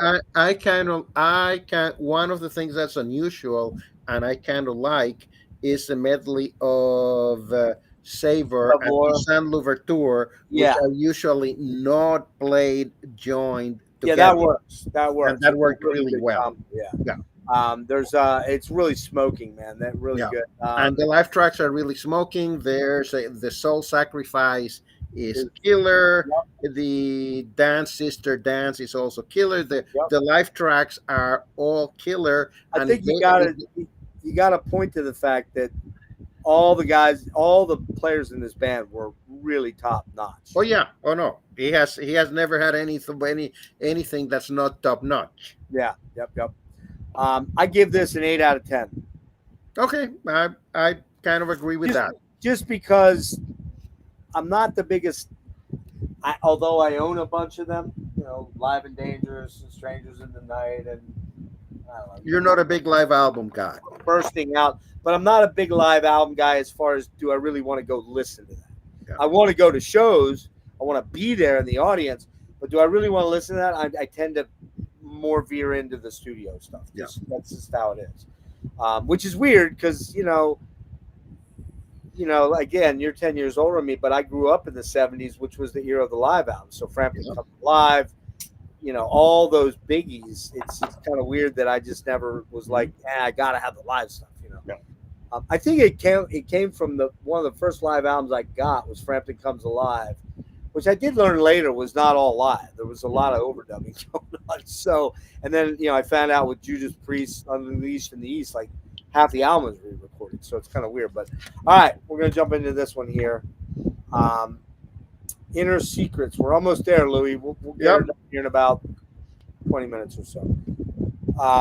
Not a great album cover, artwork-wise. A horrible album cover. Yeah, I don't know who thought about it up. They divide the band up into two phases. Like, this is. I always thought that this was like an album cover done on the cheap. Very on the cheap, yeah. And again, this is not an album that I had a lot of familiarity with at all, and so they gave you better artwork on the CD than they gave us on the vinyl copy. Yeah, on the vinyl copy, you have this, and plain white sleeves. Oh, those white sleeves! God, I hate those things. All right, man. I gotta say, of all the albums that came in, other than maybe Borboleta, that I didn't know, this one might be the biggest surprise to me. I just looking at it, I should hate this album. Just looking at the album cover. Yeah. This sucks. There were records like the first King Crimson record that sold because of the album cover. Right. This cost them in sales. This cost them in sales, exactly. Yes. Yeah. I mean, even this is better, and it's not much better. You know what I mean?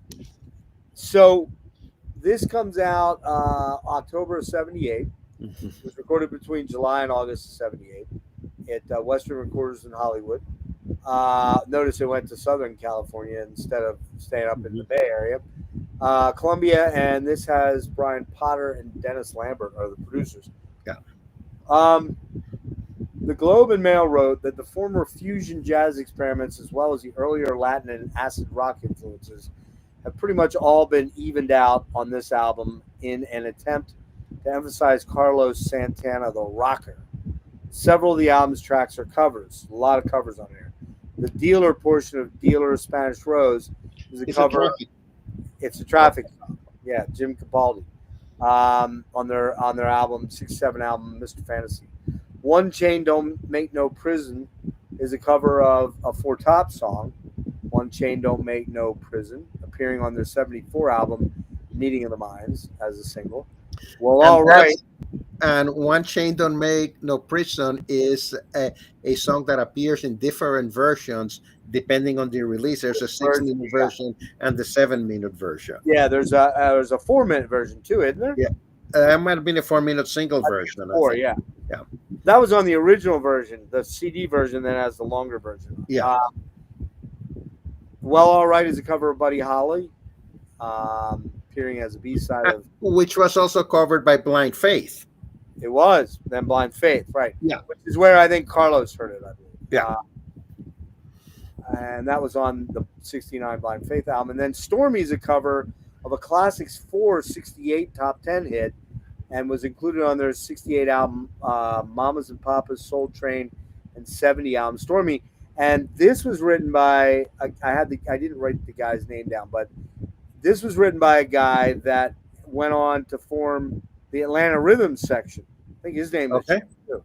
And Atlanta Rhythm section also did a song called Spooky. And this song and Stormy, Spooky and Stormy, man, they have a lot of similarities. He copied from himself. I think he did. I think he copied himself, exactly. Yeah. Dude, I gotta say, the first song, Dealer, is killer. Killer, yeah. I love that song, man. Mm-hmm. It's dark, it's mystical.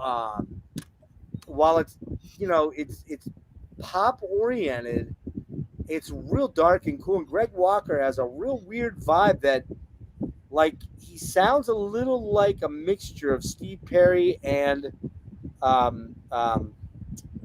Steve Winwood at times, with a little bit more soul. But he's got a fucking stunning voice.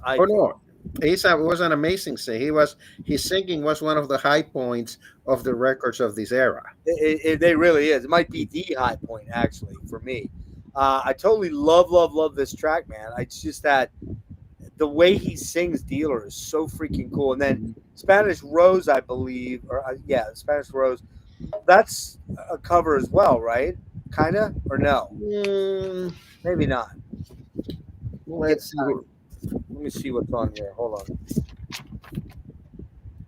No, it's Carlos Santana. Never mind. Yeah. But that's kind of a mystical sort of, fade out second part of Dealer that really works well together. Love that song. I really love that ARP synth solo on there, man. The trade-off between the ARP synth and Carlos Santana reminds me a little bit at the end there of Uriah Heep, strangely. This has a Uriah Heep vibe. Move On, I could not find that on any of my online editions, and I didn't throw my CD in.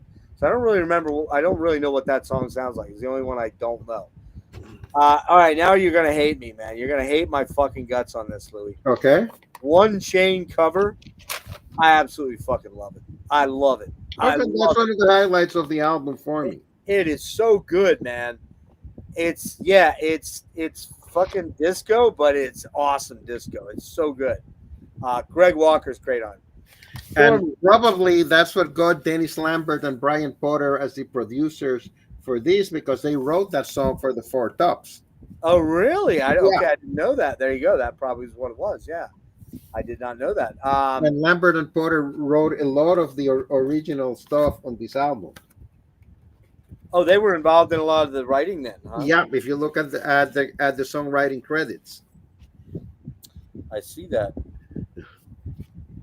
Yeah, it doesn't.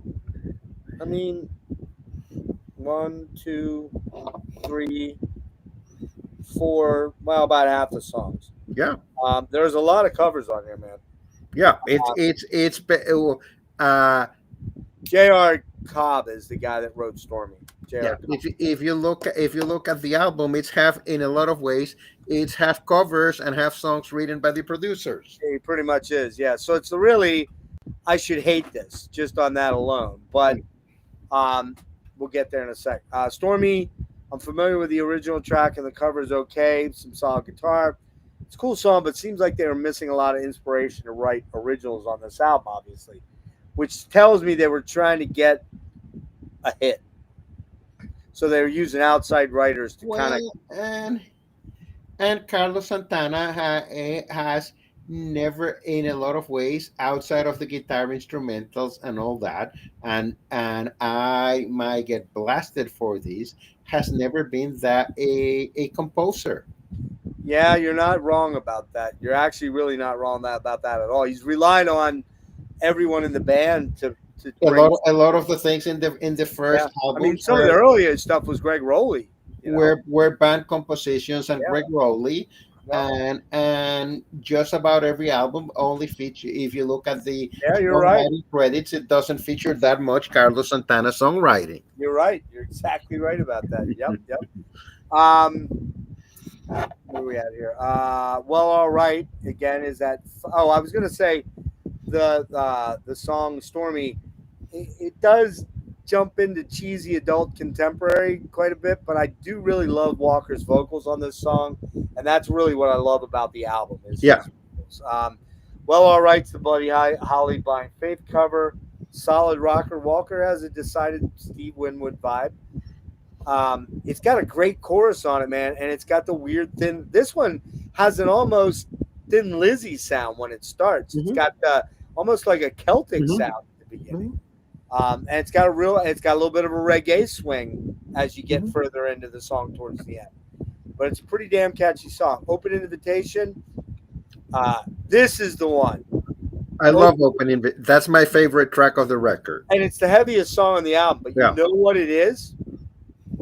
Listen to this song.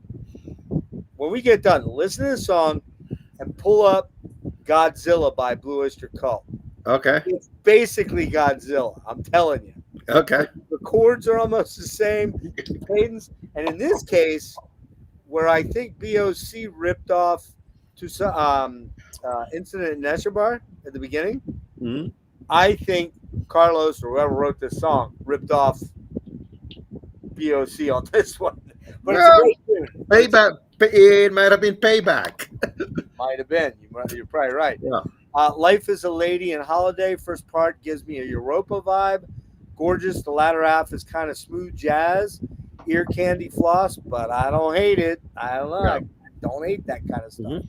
In fact, real quick, when I went down to see Wilson, the first day I went down to Philly, I got there early in case Steve connected with me to go vinyl shopping. And I was walking by this restaurant. I was trying to find a place to get something to eat. I'm walking by this restaurant. It's noon. There's not a lot open. There's like a sit-down restaurant. And I go into this place. It's a Georgian restaurant. Georgia, Georgia, Russian. And I sit down, and they're playing smooth jazz. And I'm like, yeah, this is the place right here, man. This is where I'm supposed to be, like do do do do do do do do do do do. That's the shit that was playing. I'm like, yeah, I'm supposed to be here. This is what was supposed to happen. I love that stuff. I can't explain why. I just love it. I love Life is a Lady and Holiday. It's a good song. Facts of Love, kind of reggae-ish, a bit of a smoker. Darkly Seductive. Walker's always great. Like that song a lot. Wham, the big Latin rock closer, which for the most part is the only real Latin influence. There is two of the things that bug me about this record is that there isn't that much Latin influence on this record, and I think that the Latin percussion is completely under-recorded. Yeah, I agree. It seems, and maybe this was a production. Sounds like that was totally a production decision. Yeah, they just were like, "Hey, let's chill on that. We're gonna get your radio hit. Then you can do whatever you want. We're gonna get your radio hit, and then you do whatever you want." Wham is still a good song though. unlike everything else, this looks like a record that was a lot dominated by by the people who did the production, which Yes. which is the first record Santana record that I can say that of. Yeah, I agree. I think that's what I agree 100%.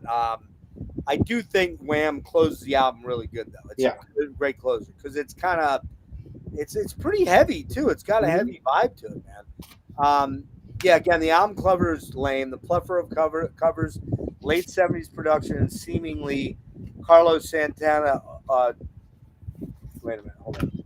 Seemingly Carlos Santana total headfirst dive into looking for radio play after the success of Moonflower, mostly because of She's Not There. Make this an album I expected to mostly hate, but yeah, that's not how it worked out. I really love this album. I'm even going to give it an 8.5 out of 10, man. I love this album. It gets an 8 from me.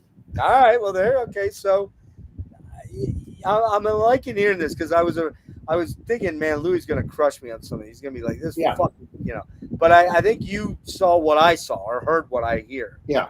Now it does kind of struggle here. Okay, this is the first big warning sign for me. Although it's not a terrible album, it's really the first major drop for me out of the first batch. Absolutely. Yeah. Yep. September 79, it comes out, recorded at the Automat in San Francisco. Keith Olsen, who's a big producer, Keith Olsen did fucking Europe's Final Countdown, believe it or not. There you go. He did the Grateful Dead's Go to Heaven, which was the worst studio album they ever did. Oh, was it? Okay, there you go. Yeah. Well, then it makes I have huge issues with Keith Olsen, who might be a great producer, but I think he's somewhat of a hack. Yeah, I don't disagree. Who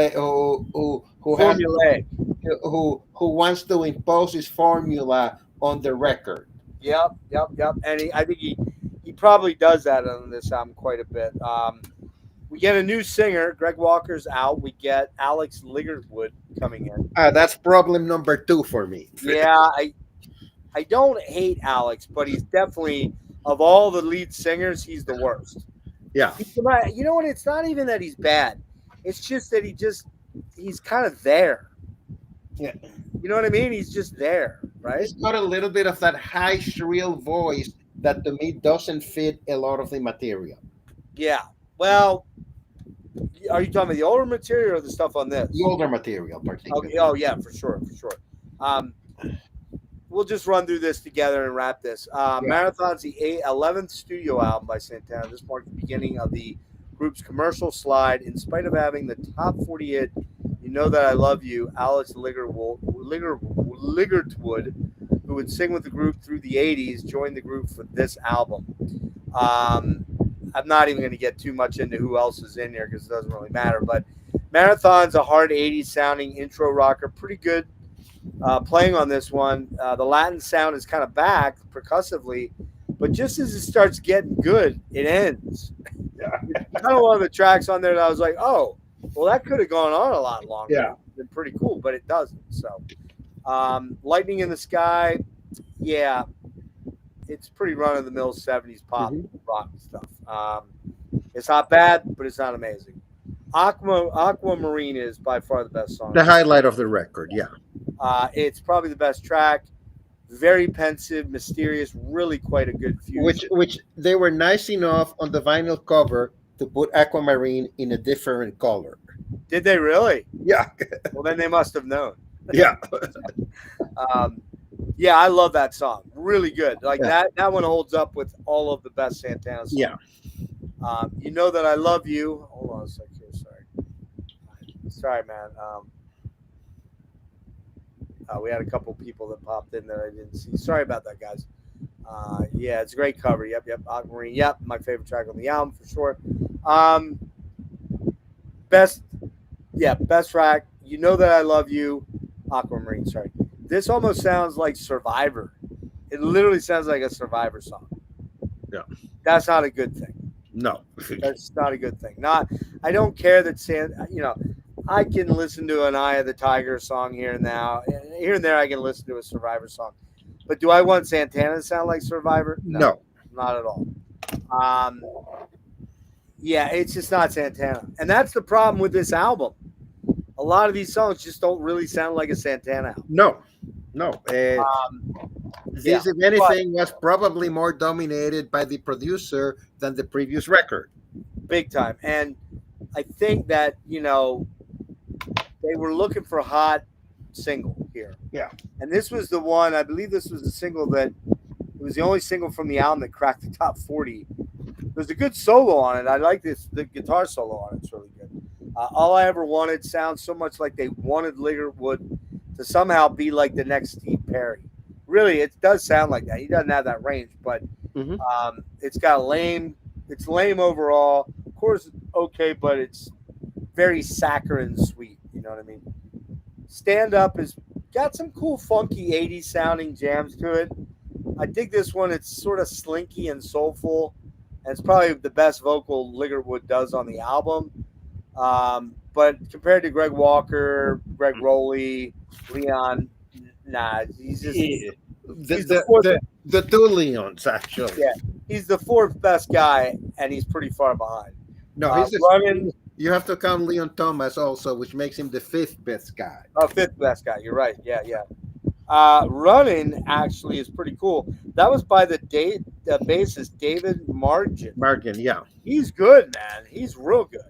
He's probably the high point on the album is his bass playing. I like that one. That one I do like that one pretty good. Summer Lady, it's breezy, Latin-y ballad.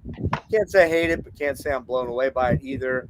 Again, all these songs, a lot of these songs on this album, save Aquamarine maybe, and maybe Marathon, they just have this fucking vibe that they're searching for an audience on AOR radio. Yeah, this was all composed by the band. Actually, I was looking at the song. Which one? It's the Marathon. Oh, okay. The song or the album? The album. Okay? Oh, almost the whole album was composed by band members. Yeah, actually, Santana's on a lot of this. Actually, Ligertwood, Pasqua, which maybe then lends a bit of credence to the thing that you said that the good albums, Carlos wasn't writing much of that. I sense the feeling that this might have been one of those albums that gets written in the studio. It definitely got written in the studio. I bet on it. I would bet on it. Yeah, because what did we say? They recorded it between. Oh, it doesn't say, so I don't really know. But yeah, I agree with you 100% on that. But Summer Lady's okay. It's not terrible. It's not great. Love, kind of just a standard late 70s radio rock song. Nothing bad, nothing super amazing. Solid, but overall kind of lame lyrics. Stay, kind of a solid rocker. That one. And Hard Times is probably one of the heavier ones. It's got a good catchy chorus. But again, nothing super special. Now, lots of shorter songs on here too. Virtually nothing is over 4 minutes. If I'm sure about that. The Latin percussions also under-recorded on this one. Yeah, big time. Big time. What I had to say here was that it kind of, lots of shorter songs kind of tell you a story. It's all innocuous musically, and none of it's honestly terrible at all. But it's also not very mind-blowing overall either. Truthfully, I think I liked it way more than I figured I would. But that's not really a good glowing endorsement for it because it's nowhere near as good as Inner Secrets. Yeah, or anything else. And that had a lot of outside writers on that one. Yeah. Okay. This one's more inside writers, and it's just kind of there. Well, Inner Secrets had a lot of stuff that was written by the producers who had songwriting talent based on the hit they did for the Four Tops. Right. The other thing I note here is that having outside, it's not as good as Inner Secrets. All of those songs, or most of those songs, were outside writers. But here, it sounds like they've kind of started a hit factory radio sort of thing when it becomes this sounds like corporate music right here for some reason. That's, to me, it does. This sounds like people who can't write a radio hit Yeah, trying to trying to write a radio. radio hit. Yeah. This is someone else made this point. This is kind of their yacht rock album. It's Not not a bad point, and I yeah. would add that of all the albums that we discussed, if I was hard up on cash, this would be the one that I'd be selling. Okay, but that would make sense. I'll sell you my CD copy for $300. Okay. Well, I got an original vinyl for $3.50. Oh, there you go. $3.50. 50 cents, right? Yeah. One other thing I wanted to point out was this is it's not an offensive album at all. And at times there's a couple okay songs on it, but it just doesn't sound like what we've come to know Santana to sound like. And he's on his third major era in the band. You know, the 60s Woodstock Rolly era to the spiritual jazz era to the more pop oriented era. And here we get the yacht rock multiple influence era. The adventureness. I think you do have to say one thing about Santana though. He was always willing to take some chances with the sound, and he always got really good players around him. Yeah. That it like kind of lifted him up. No, this is pretty much just outside of the changing singers. This is pretty much the same band as on Inner Secrets. Yeah, that's true. Yep, all competent players. Yeah. I think that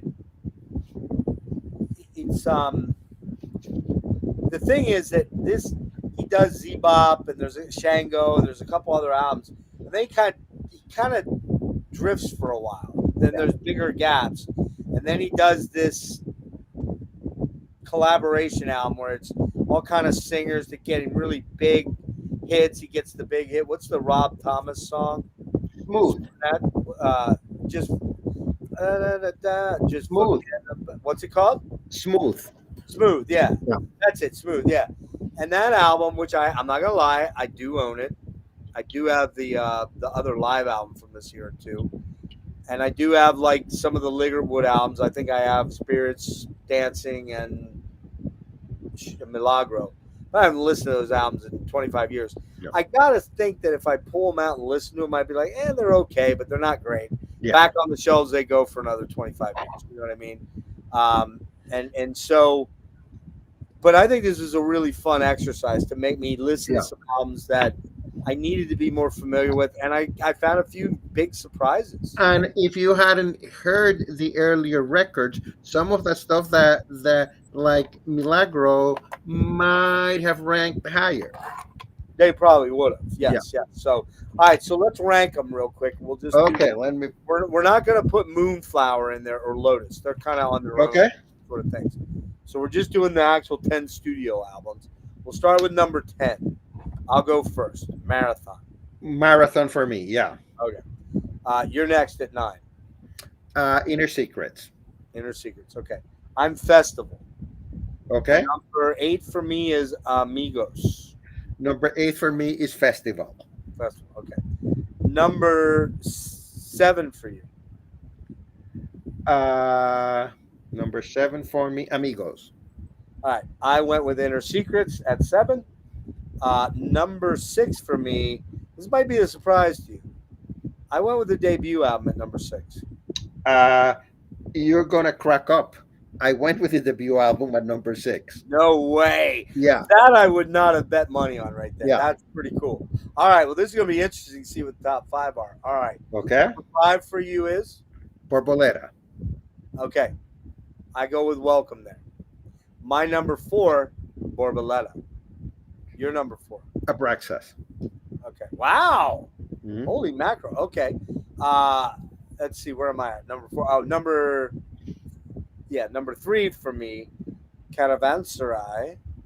And I know that's not your number 3. Welcome. Welcome is number. Wow. Okay. Holy shit. Mhm. I did not expect you to have that high. Okay. Yeah. Number 2 for you. The third album. Oh, okay. Number 2 for me is Abraxas. Yeah. Number 1 for me is 3. And your Caravanserai. there we go. Some similar stuff, but a Yeah. little enough different that I mean. But I took it real serious. I really, Yeah. I will tell you when I started this, Caravanserai was number 2, Abraxas was number 3, Borboleta was number 6, Welcome was number 5, and the debut was number 4. But on my third pass through, I really because Mhm. I listened to everything once, Yeah. then I made notes on everything. Second pass, Mhm. third pass was all right. I just want to just zen. I don't want to focus on anything but focus on the music and where it's hitting me in the now. Yeah. Could that change tomorrow? I don't think 3 will ever drop below number 1, probably. But I could see Abraxas, Caravanserai, even Borboleta. Those top 4 probably jumping around, depending on. I don't see Caravanserai or 3 jumping from 1 and 2. Right. But yeah, And which one I would pick first, it probably depends on which day of the week you're talking to me. exactly your mood. There's a mood Yeah. thing involved with it. I mean, Caravanserai is a great moody album in Yeah. a lot of ways, and if you're really amped up, that's probably not the album to throw on. Yeah. I mean, you could if you want to come down, but it's not. That's a pensive, thoughtful album in Yeah. a lot of ways for the most Well, part. Whereas, go ahead. I have for the last couple of years, and I listen to these records in sequence every once in a while. Right. I have always thought that to me, 3 was kind of like a landmark record. That everything that came after Caravanserai, Welcome, Borboleta would never have happened without the third album. You're probably right. They kind of, in a way, they maybe creatively with that group, they certainly peaked. Yeah. They had to, with the things that Carlos was doing in his personal life and his spiritual life and his life in general, changes he was making. He had to do something different that was not entirely in that more hard rock jammy vibe thing. And I don't see if the original lineup has stayed together, they could have done anything that would have topped the third album. No, I don't think they could have either. I agree with that completely. So, dude, man, this was fun. This was a lot of fun. Yeah. Yeah, this was great. Now, doing these as 2 people allows us to really nerd out deeply. Yeah. Now, I think what we're going to have to do with Camel, I think we're going to have to split it in half. Yeah. Because I think otherwise we'll end up doing like a 6-hour episode. Absolutely. Because Eric is very chatty like I am. You can be fairly chatty. We could end up doing like a whole night on that. And that's pretty tiring at this old age. So I did say something to Eric about it. And what I'd probably want to do is I think there's 15 studio albums from them. And so we'd probably do like 8 and then 7. So it might take us. There's a way to artistically split that, because you could split that. I think I have to look at how many albums are on each side, because there were the first albums, and they were actually on a label, and then he kind of went independent and Andy Latimer started self-releasing stuff. That's true, actually. I didn't think about that. Let me look into that. That might be, look how many albums on each side of the line, and might be then the self-production versus the label records might be a good dividing line. Yeah, so in keeping with that, I needed to lay this out there. Eric and I were going to do the Camel studio catalog this Saturday. However, Louis indicated he kind of wanted in on that, and I'd like him to be in on it because he's been around with Camel all these years. Mm-hmm. So what I think we're going to do is we're going to probably do that in 2 batches. Okay.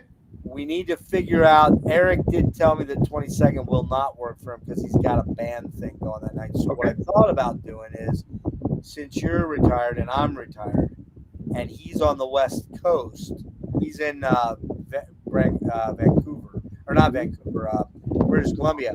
We could start something at 10 o'clock or 9 o'clock, and it's only going to be 6 or 7 for him. So as long as he's home from work, we won't go all night and keep him out. Yeah. So I need you to take a look at your schedule again and give me some weeknights you might be able to do something. You Okay. don't have to do it today. Just hit me up. Okay. And we'll take a look at it. I'm going to need, I don't think I would have been in very good shape for Saturday if I'd had to cram 15 albums. I don't Yeah. think No. So- Doing 15 albums would be like 5 hours. I've done it. I've done it. I know you have. But the thing, and I've done it with my usual vim and vigor. Yeah. You know, where I put my all into it. But I've also, what's going on with me medically is getting kind of weird. And there's some days that I just don't have it. My sleep schedule is very strange. Sometimes I'm sleeping in the middle of the afternoon and I'll wake all night. Sometimes I go to sleep. Last night I got in from that show. I went right to bed, but I woke up after 4.5 hours because I knew I had to get a lot of this stuff done. So my buddy Rick here giving me shit. I hear you, Rick. Can you hear this, Rick? Let me turn it up for you. But so we're not going to do the camel this weekend. That's all this to say that. But camel will be done. We're going to do that. And Rick, in fact, now that allows me to do the thing that I need to do with Rick. Rick, you know what I'm talking about. 3 of an imperfect pair. And we're going to talk about the Stone Temple Pilots' first album, the Black Crowes' first album, and the Candlebox's first album. And we need to, Rick, we need to get that set up. You need to let me know when we can do that. It's only 3 albums we got to listen to. That's pretty simple. So either later this week or early next week, I'd like to get that knocked out. I have a show on Sunday. I'm going to see Autechre, which is going to be pretty cool. My first time ever seeing them, and I hear they do their set in the dark, which should be interesting. And also, it's very bad for me because my legs are starting to get weird underneath me. So if I don't know where I'm at in space and time, I might end up on my ass. But and then I think Rick and I next weekend are going to be going to see Boris. Hopefully, I think Rick's going. And there's a couple shows interspersed here and there. So, Louis, give me some dates. I'll check those off with Eric. And Louis, we got to get you on one night for when we're hanging. Okay. With the whole Saturday Slay crew, which is Rick and my sort of doing. We either do it on his channel or mine. And we tend to drink a little bit when we do those. Okay. We're home. I'd be up for that. Okay. All right, man. Okay. So thank you for joining me, dude. Thanks to everybody. We'll talk soon. Okay. You know what's funny? We've got the biggest crowd we had all night is in here now. I got 10 people in here. Earlier it was 5, 6, 7. Now I got the biggest crowd. So Okay. But anyway, thanks everybody for being here. And Louis, I'll let you go. Okay. And I'll wrap here and I'll talk. Just hit me. Signing off. Talk to you soon. All right, bud. See ya. Bye-bye. Just wanted to really quick run through one other quick thing, and that is, did I happen to have a night off from you know who? I think I did. Did he die? He didn't die, did he? I mean, not that I really care, but you know who I'm talking about. Anyway, because Tim was in here for a little while. Maybe Tim was running interference for me with you know who. Because I don't think Rick got in here till late, so he probably wasn't doing it. But thanks to everybody who was hanging out for the Santana deep dive. I kind of doubt we're going to do the second half of the catalog. I just don't think it's, even though I own a couple of those albums, the pop era of Santana is not really my thing so much. But yeah, I don't think he came in tonight. I'm wondering what's up. Maybe he died. One other thing I needed to bring up, and I'll probably bring it up the next couple of streams I do, is that on November 26th, I got to make a decision about what I'm doing for as far as the streaming platform, because they're going to hit me for $470. I can't swallow that nut. I'm just not going to be able to do it. Yeah, I know that sounded pretty gross. I just can't. I can't pay that kind of money to stay on here. I just got my very first payment yesterday from YouTube. After being on here for 5 years, I got my very first payment. Now, in all honesty and being upfront, I did not monetize for the first year and a half I was able to. And so, quite frankly, I could have probably gotten a little bit more money out of things sooner, but I did not monetize for a number of different reasons. I didn't have a bank account for a while because of my financial situation. I do now, but I am not going to eat $470 to keep doing this. I'm just not going to do it. I can't. I got to buy a car, thanks to some asshole hitting me in Philadelphia. Rick was there. He knows. I'm not asking people to do super chats and blah, blah, blah. I don't typically ever even think to do that. If people want to help out, you can do that. You can reach me privately or on one of my community posts or in anything. That's fine. I don't expect it. I'm not asking for it. What I'm saying is, though, that I will probably have to make a big change, and that will be that I will have to downsize the kind of streaming that I can do. And it's, well, the biggest problem with that is not so much the number of people that can join me, but it's more about it's not in HD. It'll drop back to standard definition, which I don't love that idea. But I may have no choice but to do that. So, yeah. So I'm trying to jam a bunch of stuff in, and I got a lot of concerts coming up that I want to hit. And you could say, well, if why don't you save the money you're spending on concerts? Come on, man. If you're actually thinking that, fuck you, because I'm not giving up what I spend my money on myself to make myself happy, to make sure that there's content on here. It's just not worth it. I've been on here 5 years. I enjoy it. I love doing it. But do I love it enough to spend almost $500 in a year? Not really. Because I probably won't even make enough. I would guess maybe I might make, now that I am fully making money on the channel, I might make $300 for the year, maybe, if I'm lucky. And I just don't want to take it on the chin for this like I have the last 5 years. So there you go. Me whining, being a bitch, but it's just the reality of it. So by the end of November, man, a lot of shit could change. You may not see me on here much anymore. But I also could be dead by then. Wait a minute. He probably heard me say that, so he's probably coming to make fun of me now. But yeah, it could happen. I mean, there's some really bad stuff going on with me physically now, and